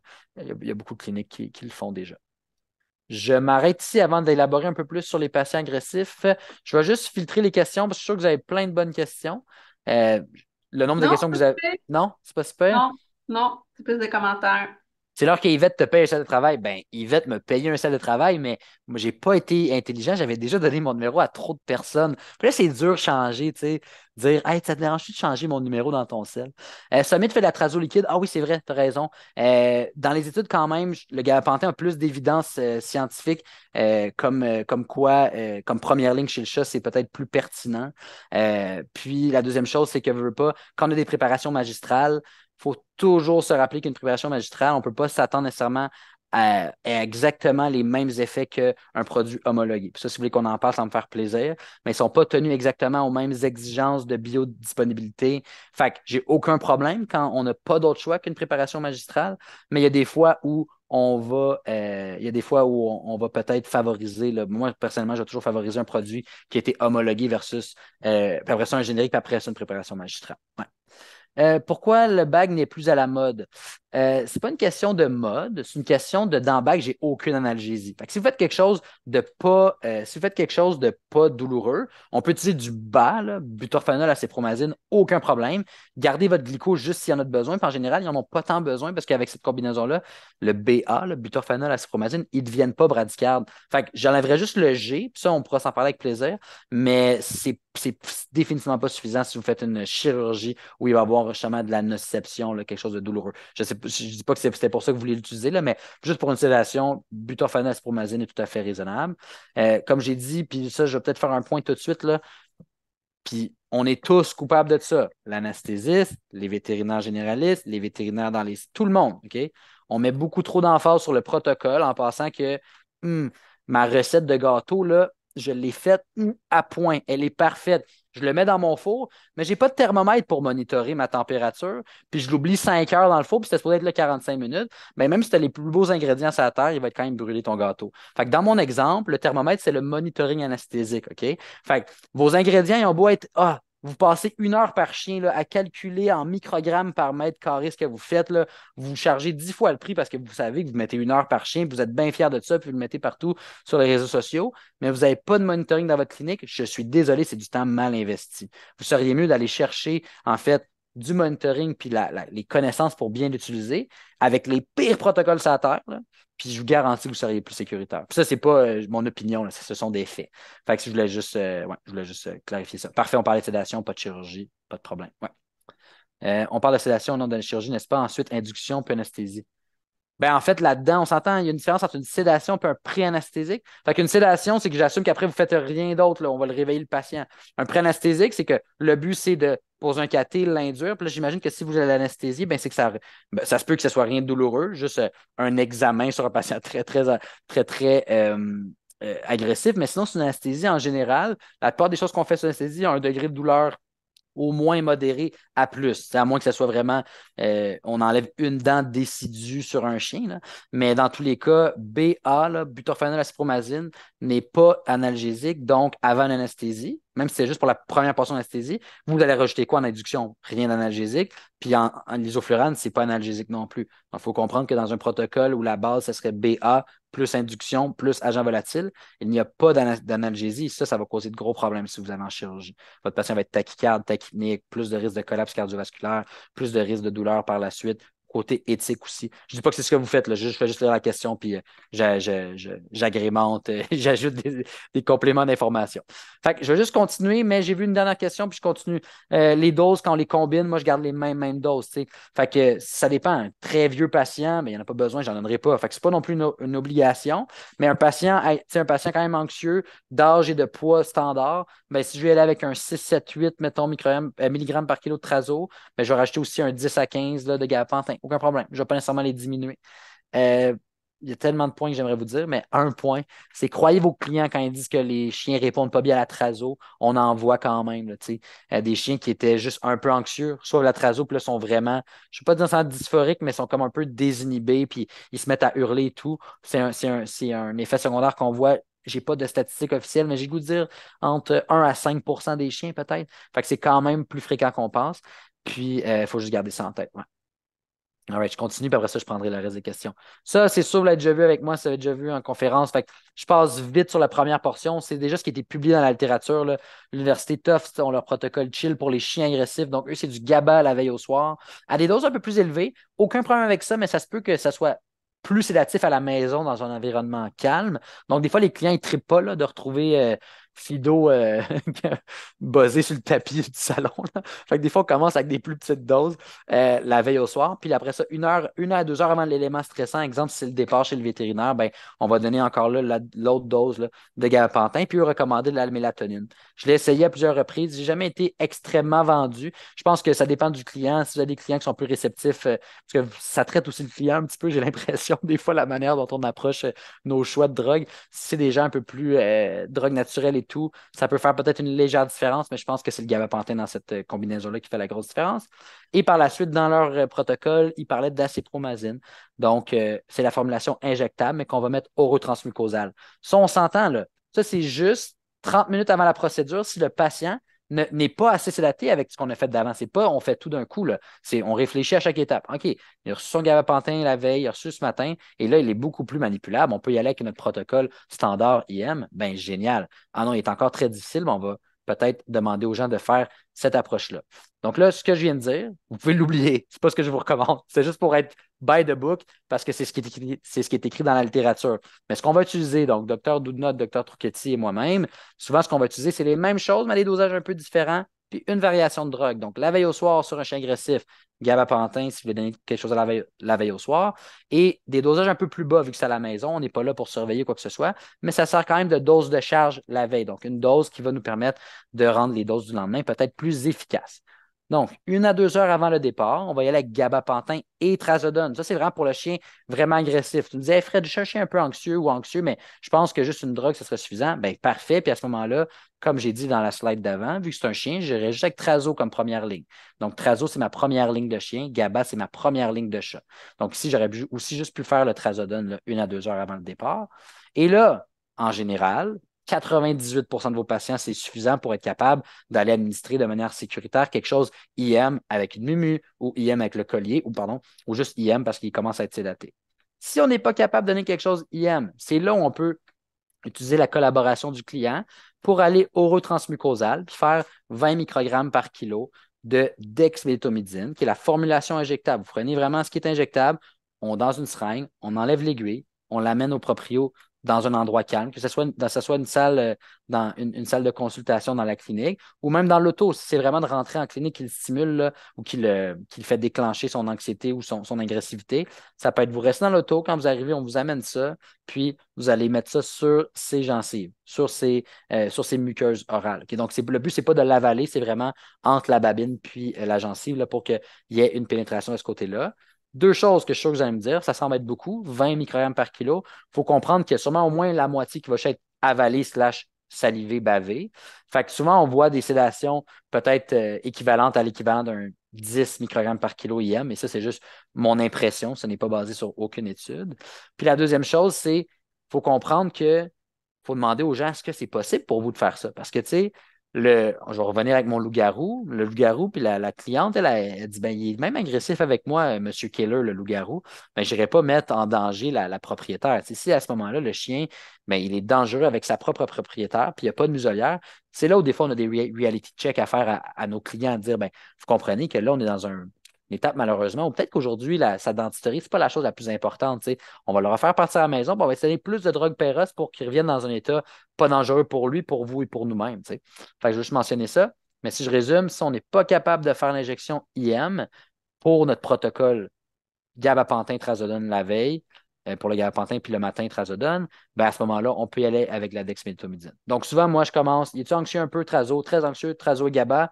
Hey Fred, même avec ça, là, je ne serais pas capable de faire une IM sans me battre avec. OK, ben tu peux demander au client de donner 20 microgrammes par kilo orotransmucosal. Puis en général, on les connaît, ces patients-là. On les voit en consultation, on les prévoit d'avance, on ne les met pas la journée où c'est le plus occupé, où il y a 75 autres procédures parce qu'ils vont nous ralentir. Ça fait tout du sens pour tout le monde, cette approche-là chez les chiens agressifs? Y a-t-il des choses Oui, que j'ai dit?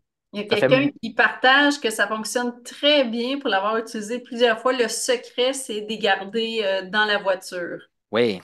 Ben, le secret, c'est qu'il ne faut pas qu'il soit déjà déclenché. Tu sais. Je vais vous le dire tout de suite, là, si demain matin, vous avez une procédure aussi mineure soit-elle, là, aller enlever un petit kyste ou whatever, puis vous vous présentez à l'hôpital en hystérie complète. OK? Vous vous présentez là, vous pensez que tout le monde veut vous tuer, puis que vous êtes vraiment dans un état de stupeur, ils ne vont pas procéder à votre anesthésie cette journée-là. Ils vont dire je ne pense pas que vous êtes dans un bon état aujourd'hui, madame ou monsieur, puis on va peut-être se revoir une autre journée, puis on va peut-être mettre des choses en place. Nous, à tous les jours, d'une manière hebdomadaire, ben, on doit sédater des patients qui sont des fois dans un état d'anxiété avancée. Donc, il faut comprendre qu'on se bat avec des patients qui ont déjà un système sympathique très, très élevé. Et je suis d'accord avec la personne qui a écrit ce commentaire-là. Si on est capable de les sédater avant que ça soit déclenché, ça va faire une grosse, grosse, grosse différence sur votre taux de succès. Ouais. Question, qu'est-ce que tu donnes par IM après?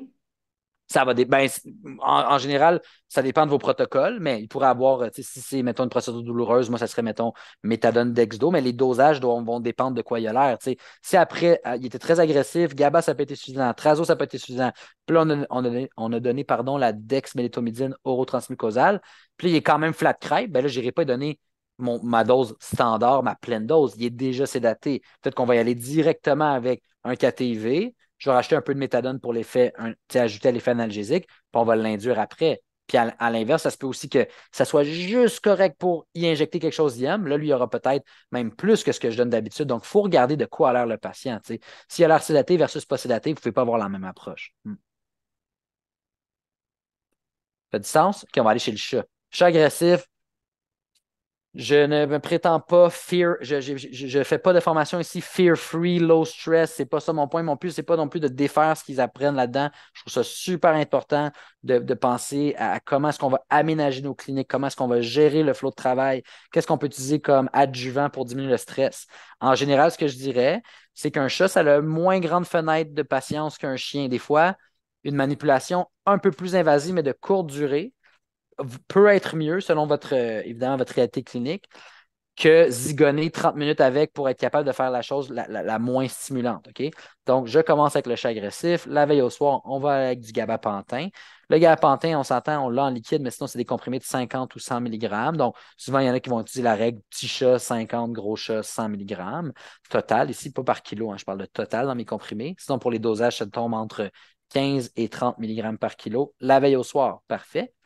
1 à 2 heures avant l'élément stressant, que ce soit le départ, l'arrivée en clinique ou juste de voir la blouse blanche, ben, on va redonner du gabapentin. Puis comme j'ai dit, la trazodone, ce n'est pas mon choix de prédilection chez le chat, mais des fois, ça arrive chez les chats vraiment bad qu'on va l'essayer, donc on peut le faire en ajout. C'est pour ça que j'ai rajouté un plus ou moins devant la trazodone. Avec ça, je vais être bien franc avec vous, là, ça devrait être 99,99999% de vos chats qui vont être capables de recevoir une injection intramusculaire sans que ce soit non éthique ou dangereux pour lui ou pour vous. OK? Donc, juste comprendre que la prochaine chose que je vais vous montrer, c'est juste parce que je trouvais ça intéressant de le montrer, mais ce n'est pas parce que je l'utilise fréquemment. En 4-5 ans, si je l'ai fait 3 fois, je pense, c'est déjà bien, 3 ou 4 fois maintenant. Donc, en général, gabapentin chez le chat, plus ou moins trazodone, mais gabapentin, dans les études et dans la clinique, on voit qu'on est capable d'avoir un chat qui n'est pas nécessairement sédaté, mais qu'on va être capable rapidement de faire une injection IM, puis par la suite de poursuivre comme un patient peut-être un peu plus réceptif.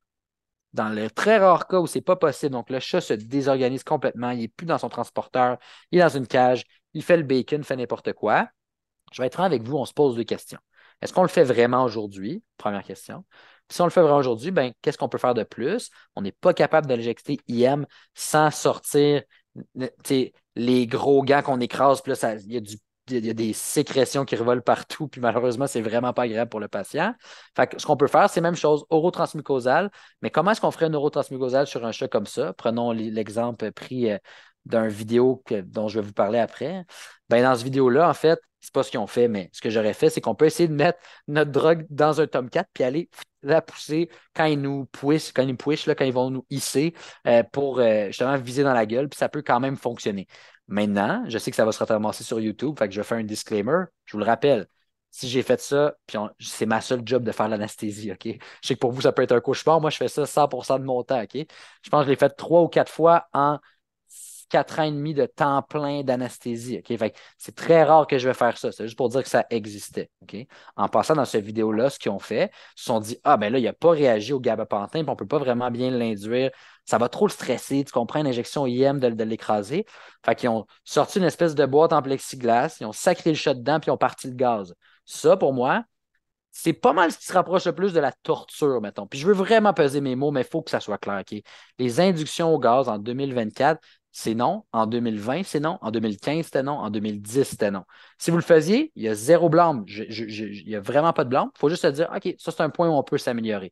Mais les inductions aux agents volatiles sur un patient qui est zéro sédaté, il faut vraiment, vraiment enlever ça de notre imaginaire, de notre vocabulaire. Le patient, c'est horrible ce qu'on lui fait subir. Puis aussi, on a beaucoup plus de risques de mortalité. Beaucoup plus, là, on va utiliser des multiples de fois 10 et plus. OK? Donc, vraiment, vraiment hyper important. Puis, je le mentionne parce que je sais que des fois, on est comme tenté de faire ça. Il y a une chose, vous n'êtes pas capable d'avoir un caté et tout, puis le patient est déjà très bien sédaté, on l'induit au masque. Je ne dis pas que c'est bien, mais c'est déjà beaucoup moins délétère qu'un patient qui est zéro sédaté. Lui, fait passer de zéro à 100% juste avec des gaz, on va se magasiner des problèmes. Puis là, vous dites, ben, je l'ai fait plein de fois, que ça s'est bien passé. Ben, j'ai conduit plein de fois mon char pas attaché, puis je suis pas mort, mais ça ne veut pas dire que c'est ça qu'il faut faire. T'sais. Fait que c'est juste de garder en tête que je vous recommande fortement de ne pas faire ça. Puis c'est rare que j'ai des opinions tranchées là-dessus, mais c'est une opinion qui est généralisée. Là. Je vous recommande fortement de ne pas faire ça. Et là, je prends les commentaires, insultes, suggestions. Pour les animaux non agressifs, quel dosage est recommandé pour la gabapentin à la maison en vue d'une chirurgie, juste pour diminuer le stress? Ouais, c'est une bonne question. Non agressif, ça veut dire quoi? Quand même anxieux ou juste un animal standard? Tu sais, un animal standard, ça peut nécessairement dire qu'il en a de besoin. Les chats, on peut assumer qu'un chat standard va vivre un certain niveau d'anxiété en clinique. Tu sais, j'en ai deux. J'ai un chat qui il s'en fout puis pourrait vivre dans la clinique, puis l'autre que même si ici ça va bien, mais à la clinique, il est un peu plus stressé. Fait que si on prend la moyenne, il y a un niveau d'anxiété. Fait que c'est pour ça que le gabapentin est de plus en plus recommandé pour les visites, même chez un chat non agressif. Et c'est là ça va ressembler n'importe où entre 15 à 20, 25, 30 mg par kilo de gabapentin. Pourquoi je donne un aussi grand range? C'est que en général, on va faire donner le comprimé à la maison s'ils n'ont pas le liquide. Puis ben, vous avez comme deux formulations, le 50 ou le 100. Donc, on ne peut pas aller nécessairement au 0,5 mg par kilo près. Pour un chien, même chose. Un chien qui est zéro anxieux, je ne vais peut-être rien recevoir. Je vais peut-être faire juste donner le Sérénia pour pas qu'il y ait de nausées quand je vais donner mes préindications, mais ça va être tout. Puis à l'inverse, un chien que je connais, il est un petit peu anxieux, ça pourrait lui faire du bien, mais lui, je commencerais peut-être plus avec la trazodone, autour de 5 à 7 mg par kilo. Hmm. OK. Des affaires de pigeons, on va laisser ça pour un autre tantôt. Je trouve ça intéressant. Une Euh, clonidine Péros, on l'utilise en refuge, mais j'hésite pour le donner à la maison. La clonidine Peros, ouais, parfait. Fait que la clonidine, la seule chose, puis je pourrais reconfirmer ça, mais en général, une seule dose n'aura pas un aussi bon effet que si on a plusieurs doses, parce que ça prend un temps à avoir un effet stable chez notre patient. Fait que vu que nous, on ne veut pas nécessairement les faire commencer 5 jours avant là, à donner de la drogue, ben, ce qu'on va faire, c'est qu'on va, là, on va choisir des drogues qui, même avec juste une dose de charge la veille, vont bien fonctionner, puis des drogues aussi pour lesquelles on a une littérature qui commence à être assez, ben, pas abondante, mais plus fournie. Là. Ouais.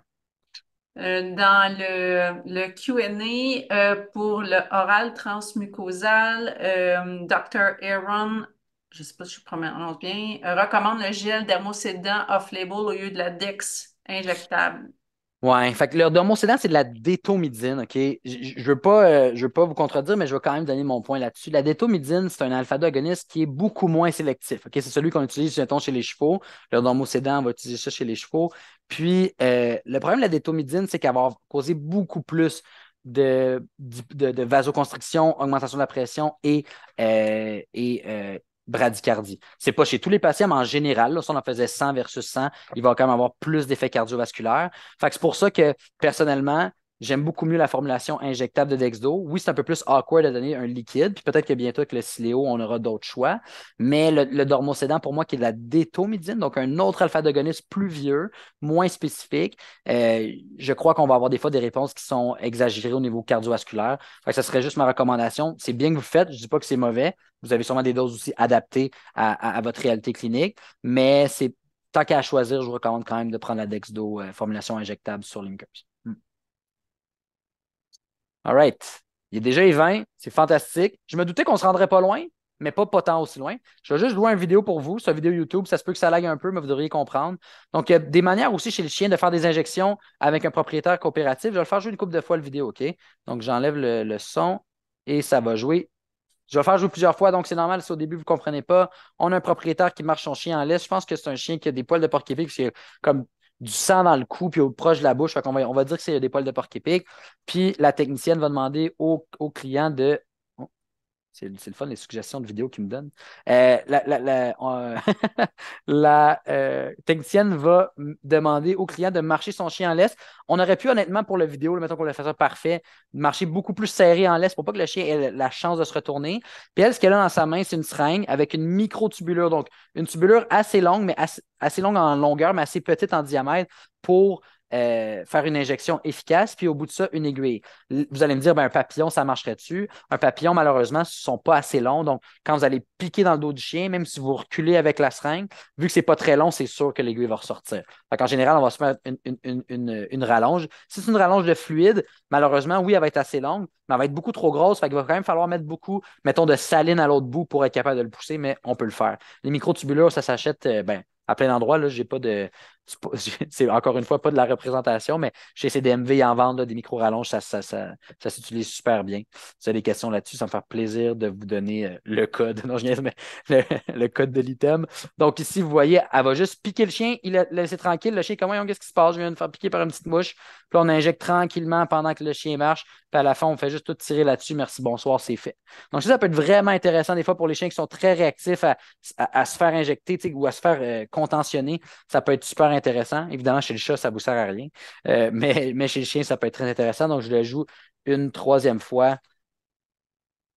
On aurait pu, comme je le répète, tenir le chien plus serré en laisse, mais c'est ça. Ça devient quelque chose d'assez intéressant. As-tu des questions sur la vidéo? Si ce n'est pas relié aux vidéos, je vais continuer juste parce que j'aimerais ça peut-être Cage. couvrir. On va Oui. une cage squeeze ou un filet. Ouais, fait que il faut juste penser au stress causé au chien. T'sais. Une squeeze cage, ça dépend comment elle est faite, ça dépend comment on l'utilise. Je dirais pas que c'est pas utilisable, mais ça devrait être une infime minorité de chiens qui vont dans votre squeeze cage ou de chats qui vont dans votre squeeze cage. OK? Parce que vous ne pas, au moment où ils se font squeezer, eux, ils ne savent pas nécessairement que vous allez arrêter puis que vous êtes en mode j'aimerais juste ça te tenir. Eux, ils se disent qu'ils sont dans Star Wars, là, quand ils tombent dans la chute à déchets, là, puis qu'ils vont se faire écraser. Fait que c'est juste que c'est pas exactement les mêmes niveaux de stress que faire cette injection-là avec la présence du propriétaire qui vient son chien. Donc, comme je vous dis, je vais toujours prioriser la sécurité du personnel, mais il faut quand même garder un côté le plus éthique possible là, sur le stress qu'on va causer à nos amis, les animaux. Puis pour le filet, ben oui, ça peut ralentir les mouvements du patient. Encore une fois, je ne trouve pas que c'est ce qui est le plus efficace. Là. Ça fonctionne super bien si on fait, mettons, des gorilles aux œufs de Granby ou des lions aux œufs de Granby. Si on l'utilise pour pas qu'ils nous tuent s'ils se réveillent. Mais pour un chien en général, c'est pas ce que. Dans tous les outils que je vous ai donnés, je trouve pas que c'est ce qui va faire la plus grosse différence pour vous. All right. J'aimerais juste se finir avec ça. Parce que pour moi, ça, c'est vraiment important. Le reste qu'on n'en a pas parlé aujourd'hui, pas de trouble. On continuera là-dessus, prochaine présentation. Mais je veux parler de la clarification sur l'induction, parce que c'est une question que j'ai tellement fréquemment. Je vais te laisser, Hélène, juste poser la question, excuse. Ah, c'était juste la quantité de saline à mettre dans la seringue pour fluorescer. Essayez-le avec vos rallonges. Tu sais, à un moment donné, là, vous allez dire, regarde, on ne l'a jamais fait ça, mais on sait qu'on a justement Killer qui s'en vient la semaine prochaine. On va se pratiquer, là. On va se faire le montage, puis on va voir combien ça prend. C'est quoi le volume dans ma rallonge pour pousser toute ma drogue. Tu sais. Fait que ça, c'est juste un petit test que vous faites, mais ça dépend de la rallonge que vous utilisez. Merci Isabelle Bernier qui a déjà trouvé le code CDMV avec un numéro de produit. Parfait, excellent. Il faut juste vraiment être clair qu'il faut choisir la micro-rallonge qui est assez longue. Ah, je devrais connaître cette mesure-là parce que j'en utilise quasiment en tout cas, à toutes les semaines, mais c'est Ça, c'est la Valérie. vieillesse. Non, non, c'est que c'est Valérie Fortin qui est ma technicienne avec qui j'ai la chance de travailler, qui fait tellement d'affaires sans que je m'en rende compte que 60, 60 pouces, merci Val. 60 pouces, merci Val, yes, je savais que tu étais là, merci de Merci te Isabelle connecter. Bernier Donc, aussi. 60 pouces, c'est sûr que c'est correct, puis ça va bien de ce côté-là. Yes. Je veux juste clarifier l'induction, le nombre de fois qu'on me demande, hey, mon patient ne veut pas dormir, ou j'ai atteint la dose toxique de propofol, ou mon chien a convulsé lors de l'induction, il faut vraiment clarifier une coupe d'affaires. Puis, j'ai pas fini, mais on va arrêter ça pour ce soir parce que je pense que mon cerveau et votre cerveau est saturé. Puis, à un moment donné, sinon, YouTube va nous mettre une limite, là. Mais allons-y pour l'induction, OK? Donc, quand on induit un patient, OK, on le fait passer d'un état de sédation, que ce soit absence de sédation à sédation profonde, à un état d'anesthésie. C'est notre but, OK? Notre but, c'est d'induire l'anesthésie. Qu'est-ce que ça veut dire, induire l'anesthésie? C'est une perte de conscience, puis c'est aussi une perte de certains réflexes importants pour être capable, entre autres, de mettre un tube, donc perte de protection, des réflexes de protection des voies respiratoires, pour être capable de mettre un tube sans qu'il tousse votre patient. Donc, première chose que je vais dire, là, si quand vous intubez un chien ou un chat, il tousse, je ne suis pas Dr. Doolittle, mais je vous garantis que, si c'était traduit en français, là, ça voudrait dire je suis au courant de ce que tu fais, tu ne m'as pas donné assez de drogue, s'il vous plaît, peux-tu attendre 2 secondes avec ton tube, me repousser un peu de ta drogue d'induction et attendre le temps nécessaire pour que je sois intubable. OK? Donc, nos patients ne devraient pas tousser quand on les intube, premier point que je voulais mentionner. Donc, lors de l'induction, il y a différents types d'induction. Il faut faire une grosse différence entre les inductions à base de kétamine, mettons Ketval, kétamine diazépam, puis propos et alfaxan. OK? La kétamine, c'est vraiment un agent qui va avoir un effet dissociatif. Donc, des fois, le patient n'aura pas l'air nécessairement induit. Ce n'est pas une grosse relaxation musculaire, et même que des fois, il n'y en a pas et ça peut être un problème. C'est pour ça qu'on le combine soit avec un alpha-2 agoniste en prémède ou avec le Valium là, dans l'induction. Mais ce qu'on va voir, c'est qu'après un 45 à 60 secondes, notre patient, si on a donné une dose suffisante, ben, on va être capable de l'intuber. OK? Donc, bien différent du propofol et de l'alfaxan qui agissent plus vite, souvent en 15 à 20 secondes, mais qui vont aussi faire vraiment une relaxation. Le patient devient tout mou, puis là, ben, on voit, ah ben, je pense qu'il est prêt à être intubé. OK? Donc, il y a différents types d'induction, ils ont chacun leurs avantages, leurs inconvénients. Si ça vous intéresse, ça pourrait être le sujet d'une autre chose. Je veux vraiment toucher au point le plus important, c'est que votre induction dépend de l'impact de votre prémédication. OK? Si demain matin, je prends le loup-garou il y a une coupe de slide, puis il y a un caté. On me dit, hey Fred, tu peux l'induire, il y a déjà un caté de loup-garou. Mais il est zéro sédaté. C'est pas vrai que ça va me prendre 4 mg par kilo de propofol pour l'induire. Ça, c'est une dose d'induction standard pour un patient prémédiqué. Ça va peut-être me prendre 10, 15, 20 mg par kilo de propofol. Beaucoup plus de propofol. Je vais avoir une dose beaucoup plus élevée, donc plus d'effets secondaires. OK? Donc, si j'ai une sédation trop légère, on regarde ça ici. OK? J'ai mon continuum. Je ne sais pas si vous voyez ma souris, mais en tout cas, à gauche, on a sédation légère, sédation modérée, sédation profonde. Ah, finalement, anesthésie. C'est là qu'on veut se rendre. OK? Ma sédation elle était trop légère. Je ne suis jamais sorti de l'état sédation légère. Mais il manque tout ça. Il manque toute cette distance-là à combler avec mes agents d'induction. Donc, j'en donnais beaucoup plus pour être capable de me rendre à un patient qui est intubable, donc qui est anesthésié. Versus une sédation de bonne qualité qui fait déjà une bonne partie du chemin pour moi. Elle va m'amener proche de sédation modérée à profonde. Et là, vous voyez, il me reste juste une petite dose d'induction à rajouter là-dessus. Merci, bonsoir. Et on va être capable d'intuber notre patient. Je vais juste faire un autre extrême. Des fois, les sédations trop profondes aussi. Même si je fais ça tous les jours, la variabilité des patients, ça fait que des fois, Val, elle me dit: Hey Fred, tu sais, ton méthadone Dexdo, même si c'est des petites doses, ben, je pense que je suis capable d'intuber le chien juste de même. Je dis: Ben, regarde, on va mettre du monitoring, on va s'assurer, si on est capable d'intuber, ben oui, qu'on l'intube, on va protéger ses voies respiratoires. Puis après ça, ben, il n'y a pas besoin nécessairement d'être induit, il est déjà induit. Peut-être qu'on va devoir lui donner un peu de propofol juste pour pas qu'il se réveille rapidement dans les prochaines minutes, mais il faut vraiment, vraiment adapter notre dose d'induction, qui est ici, mettons la ligne en rouge dans mon explication, à la qualité de la sédation que vous avez. Si vous n'avez pas une bonne sédation, c'est soit vous répétez de la sédation avant d'induire, vous allez utiliser beaucoup, beaucoup d'induction. Je vous garantis, vous êtes toujours mieux de réinvestir un peu de temps à mieux sédater votre patient et d'utiliser le moins d'agents d'induction parce que, comme vous savez, le propofol, l'alfaxolone, plus on en donne, plus ça va causer de l'hypotension, de l'apnée, de l'hypoventilation, donc des problèmes plus plates à gérer, mettons. Fait que vraiment, vraiment, super important. Quand on n'a pas une bonne sédation, on ne devrait pas partir de là pour induire. Dans un monde idéal, on resédate notre patient. Peu importe la voie d'administration, si c'est un KT, ben, les IV avec des plus petites doses, IM, GV20 selon ce que vous pouvez faire chez ce chien-là, mettons. Mais vraiment, vraiment important d'adapter notre dose d'induction. Donc, c'est pour ça qu'on dit propofol à effet, alfaxolone à effet. Puis c'est pour ça que quand vous m'appelez, des fois, vous dites: Hey Fred, je suis rendu à 4 mg kilo de propos, puis mon chien ne dort pas. Mais ma première question pour vous, ça va être: était-tu bien sédaté? Ah non, ça n'a rien fait de sa sédation. Mais c'est normal, en fait, qu'il ne dorme pas. Toi, tu es encore juste, tu es, là, tu es ici, tu es dans cette ligne-là. Là. Sédation trop légère, là, tu as donné ta dose standard, mais ça t'a encore juste amené à sédation modérée. Donc, là, il va falloir que tu en rajoutes beaucoup plus. Fait que des fois, je vais te dire: ben, on va attendre 2 secondes, puis on va lui donner d'autres choses pour essayer de l'induire. OK? Ou pour le sédater. Gardez un esprit critique aussi. Il était bien sédaté. Vous donnez votre dose standard de propofol, il dort zéro. Est-ce qu'il reçoit ça intraveineux ou périveineux en ce moment? Toujours, toujours se dire: on n'est pas à l'abri qu'un caté, même s'il était bien posé, devienne périveineux avec le mouvement, tu sais, qu'on ait un problème au niveau de notre veine. Donc, ça m'arrive des fois, les gens, ils sont tellement focusés sur le protocole qu'ils perdent un peu la vision d'ensemble du patient, puis ils repoussent 75 drogues. Puis maintenant, on se rend compte que c'est tout dans son avant-bras sous-cutané. Puis c'est sûr que c'est pas idéal. Là. Entre autres, le propofol, il y a une base lipidique là-dedans, puis ça peut là, être une bonne petri dish là, pour la croissance bactérienne. Donc, juste faire attention là, de ce côté-là. OK? Fait que vraiment important, là, mon petit topo sur cette slide-là, puis je vais peut-être finir là-dessus, c'est que les doses d'induction devraient être en fonction de votre qualité de sédation. OK? C'est correct de partir avec votre pleine dose, mais ça se peut que vous n'ayez pas à la donner la pleine dose si vous avez une bonne sédation. Puis à l'inverse, quand vous avez souvent des sédations de mauvaise qualité, posez-vous une question comme équipe: ben, peut-être qu'on est dû pour revoir nos protocoles. C'est pas normal que la majorité de nos patients ne dorment pas après une prémédication. Ça va juste amener des problèmes. Vous allez devoir plus l'induire, plus le maintenir avec plus d'ISO, pardon, puis on va juste avoir plus de complications. Ça fait-tu du sens pour tout le monde? Oui, on a juste une question sur ce Oh sujet. yeah, C'est la parfait. dose maximale de propofol pour éviter la toxicité. Ah, tu te rendras jamais là dans le sens où ça dépend de quelle toxicité on parle, mais à un moment donné, Michael la première chose Jackson qu'ils s'est veulent. rendu là quand même. Exact, exact. Mais lui, c'était une toxicité dans le sens où il n'était pas monitoré par un anesthésiste et donc il a arrêté de respirer, ce qui est un effet secondaire dose dépendant et vitesse d'injection dépendant.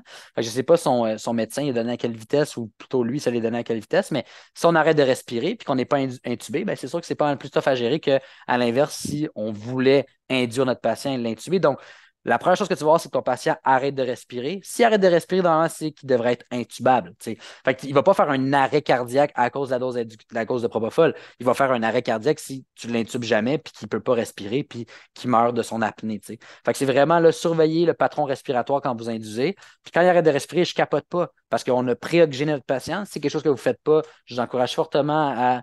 Au pire, on va faire un petit midi-causerie de pourquoi c'est important de pré-oxygéner, mais quand vous pré-oxygénez votre patient, ça va vous permettre d'avoir un délai de 3 à 4 minutes où votre patient peut ne pas respirer et il ne va pas désaturer, ça vous laisse le temps d'intuber. Versus si on ne pré-oxygène pas, ben, rapidement, là, oui, cette toxicité-là d'apnée qui est causée par le propofol va rapidement causer des problèmes si on n'intube pas notre patient.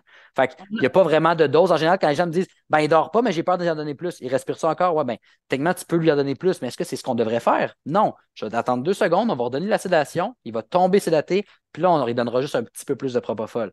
Fait que, tu sais, vraiment, là, la folie, là, c'est de faire comme 10 fois la même chose. Ben, je sais que c'est juste 2 fois, mais c'est de faire plusieurs fois la même chose en espérant des résultats différents. Puis des fois, j'admire votre ténacité, mais quand ça fait comme 4 fois que vous redonnez du propofol puis il ne dort pas, on met un time-out à ça, puis on se dit, garde, qu'est-ce qui se passe? Est-ce que mon caté est revenu? Est-ce que ma sédation était de qualité assez pour penser qu'il va tomber? Est-ce qu'il est peut-être résistant, puis on va changer de drogue, tu sais? Mais il faut juste réfléchir un petit 10 secondes dans ces moments-là pour pas tourner en rond dans un cercle vicieux, dangereux pour le patient, puis qui vous fait perdre du temps aussi pour vous, là. Hey, on a une bonne question. Oh, j'ai hâte de voir. Ben, une bonne question. C'est la base, mais je la trouve Non, non, ils pertinente sont là, toutes des avec bonnes cette questions. Quand tu mentionnes une bonne sédation, quels sont Ah, tes critères pour dire que la j'adore ça. sédation est adéquate? Je savais que tu allais l'aimer, celle-là. J'adore cette question-là parce que je vais donner la vraie réponse dans 20 secondes, mais la réponse plate, c'est que ça dépend des gens. Moi, quand on m'appelle, on dit hey, mon chat, il est bien sédaté. Je prends souvent le temps de dire ah, parfait. Pour toi, c'est quoi bien sédaté? Ah, il bouge pas, tapis bien raide, il est KO. Fait que pour cette personne-là, une bonne sédation, ben, c'est que le patient est dans la zone de sédation profonde. Là, il ne veut pas avoir là, le moindre mouvement.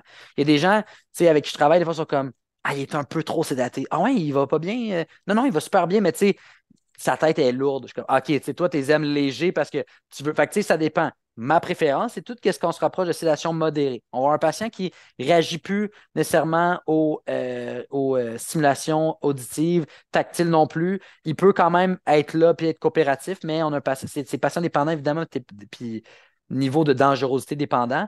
Mais en général, je les aime pas trop, trop, trop profonds ou des fois, je me dis, coudon, il est-tu anesthésié? Tu sais, je suis capable de l'intuber.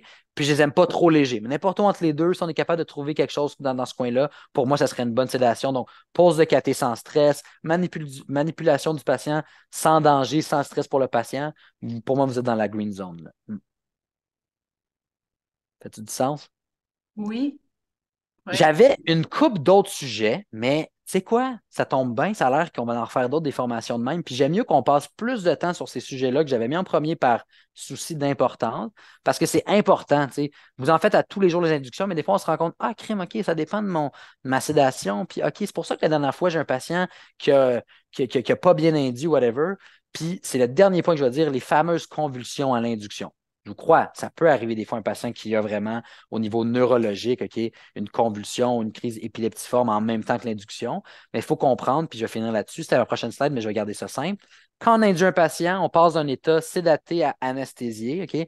Entre les deux, tu as malheureusement cette espèce de zone frontalière qui s'appelle le stade 2 ou le stade d'hyperexcitation ou d'excitation. OK? Donc, quand on arrête en plein milieu, là, OK? On amène notre patient vers l'induction, puis on arrête de donner le propofol, ça se peut que là, ils se mettent à avoir des mouvements involontaires, des vocalisations, des mouvements au niveau de la tête puis des yeux qui sont un peu épeurants. En général, à ce moment-là, tout ce qu'on fait, c'est qu'on continue à induire, puis on va pouvoir amener notre patient du côté anesthésie. Donc, ce n'est pas une crise, c'est vraiment un état, un effet secondaire quasiment, je ne veux pas dire normal, parce qu'en général, on ne veut pas l'avoir, puis avec une bonne sédation, on ne les a pas. Mais quand vous n'avez pas une bonne sédation, puis vous donnez beaucoup, beaucoup d'agents d'éducation, c'est là qu'on va voir que vous tombez pile dans cette zone-là d'excitation avant que le patient soit induit. Et c'est facilement réglable. Vous avez juste à l'induire davantage, puis ça va disparaître. Super. Yes! Hey, merci beaucoup. Il y avait une question, c'était à quand la suite? À quand la suite? Quelle bonne question. Ben, la suite, ça va dépendre d'une coupe d'affaires. Moi et Hélène, on va se faire un petit. On ira déjeuner, là, puis on va checker c'est quand les prochaines disponibilités. Mais c'est sûr que ça va être à l'automne. Il y a Docteur Marcoux aussi en antistérie qui, je sais, va vous faire une présentation sûrement là, dans les prochains mois ou dans les prochains 2 mois. Donc, je vais regarder avec Hélène, mais c'est sûr que je vais essayer de le mettre le plus tôt possible, surtout que la présentation elle est déjà faite. Puis on va essayer de s'organiser de quoi là, d'intéressant pour faire la suite. On était combien à la formation? On Là, on a était été, aujourd'hui, on était, le temps, 130, je pense, 140? c'est 185. Oh, Là, on est à nice! 172, oui. On avait 413 inscriptions. Et Mhm. puis, moi, je peux te poser une question, Ah pas oui, plus sur le mais contenant que le contenu. C'est ah qu'est-ce oui, parfait. que Ouais. les gens, tu sais, aimeriez-vous avoir pas des mises en situation, mais quel type d'apprentissage? Puis je ne dis pas que c'est pour un webinaire, là, c'est pour d'autres formats de formation dans le futur, là. On ne vous en dit pas plus, mais Qu'est-ce qui vous aide à développer les compétences? Là, on a une approche qui est qui est plus théorique, mais qu'est-ce qui vous aiderait dans un contexte d'anesthésie? Tu sais, on le voit en dentisterie, José en parle tout le temps, avoir une très bonne base pour finir avec les labos d'extraction et non Mhm. pas le contraire. En anesthésie, qu'est-ce que vous aimeriez avoir? Des mises en situation, des choix multiples? Ça va nous aider à réfléchir sur du contenu pour le futur. Ah, des Ah, caoutchoucs. Moi, j'adore les caoutchoucs. ouais, les caots, ouais. Ben, pendant que les gens répondent, c'est sûr que moi, ce que je vois, c'est que c'est les mises en situation qui font la plus grande, ben, où il y a la plus grande rétention d'informations. Le seul désavantage d'une mise en situation, c'est que ça prend plus de temps pour passer la même information. Fait que mettons qu'on se disait, ben, moi, mettons quand je vais dans les cliniques faire des formations sur la gestion de l'hypotension, ça va juste être des mises en situation. Mais en même temps, je vais juste parler de gestion de l'hypotension pendant 1 heure de temps, mettons. Fait que c'est sûr et certain qu'à ce moment-là, je crois que c'est là où on a la meilleure rétention parce que les gens peuvent faire des liens, tu sais, avec ce qu'ils voient. Fait que c'est ce que je vois là, tu sais, des cas cliniques, mise en situation, style caout, mise en situation, M&M, caout. Fait que tu sais, c'est tout. Je pense que c'est une bonne question, puis je serais pas étonné justement là, que tu sais, vous préfériez les mises en situation.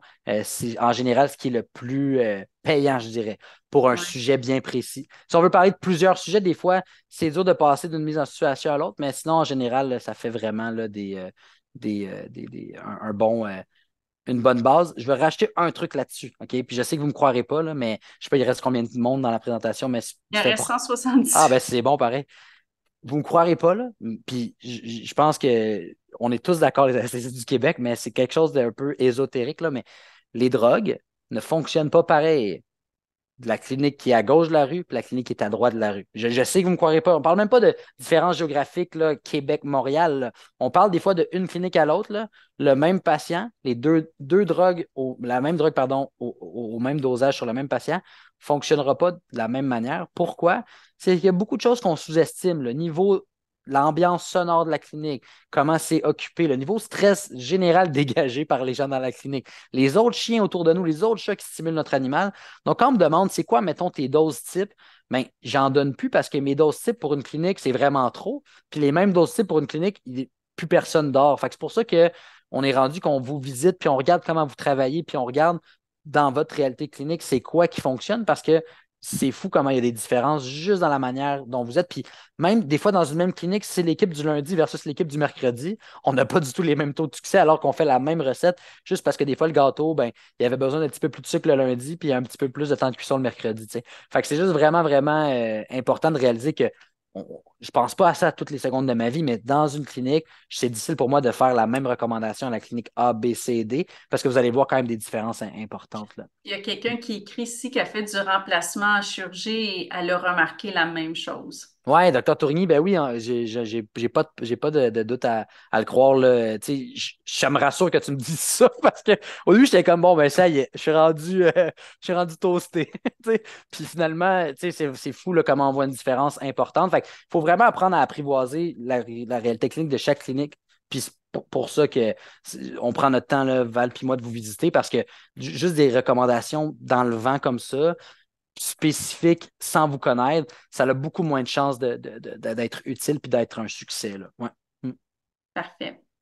Bon, ben, on vous All revient right. avec une date. Je vous Ouais. reviens avec le prochain webinaire, juste pour venir, parce qu'on a oublié de. Il y a une question qui a passé tantôt, puis on n'a pas eu le Whoops. temps d'y répondre, là, puis là, ça venait hors contexte, mais pour les fameuses heures de formation continue. Ah, ça, c'est mon Mhm. sujet, là. Je vous dis, j'en fais des cauchemars. Favori. Donc, pour les vétérinaires, donc pour l'OMVQ, si vous l'écoutez en rediffusion, donc si vous nous écoutez via YouTube, il y a une section dans le dossier qui s'appelle Participation à une activité d'auto-apprentissage. Puis c'est là que vous mettez le lien, puis que vous mettez le nombre. Là, je pense qu'on a fait au moins, je pense qu'on doit être rendu à 1 heure, 90 minutes de formation. Mm. Là, donc, vous avez un crédit et demi. Donc, c'est cela. Puis le certificat, je l'envoie habituellement.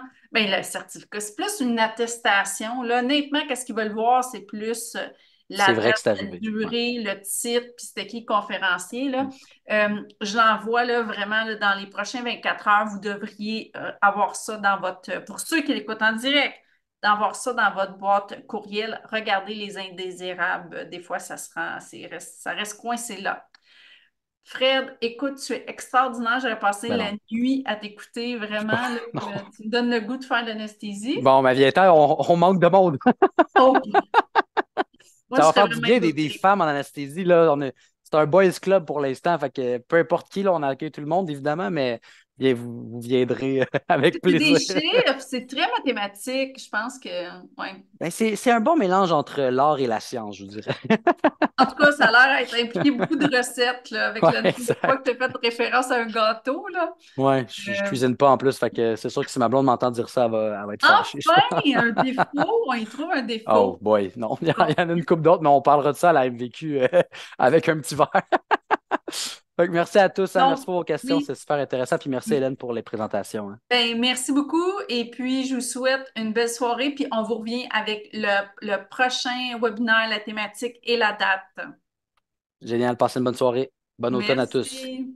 Salut.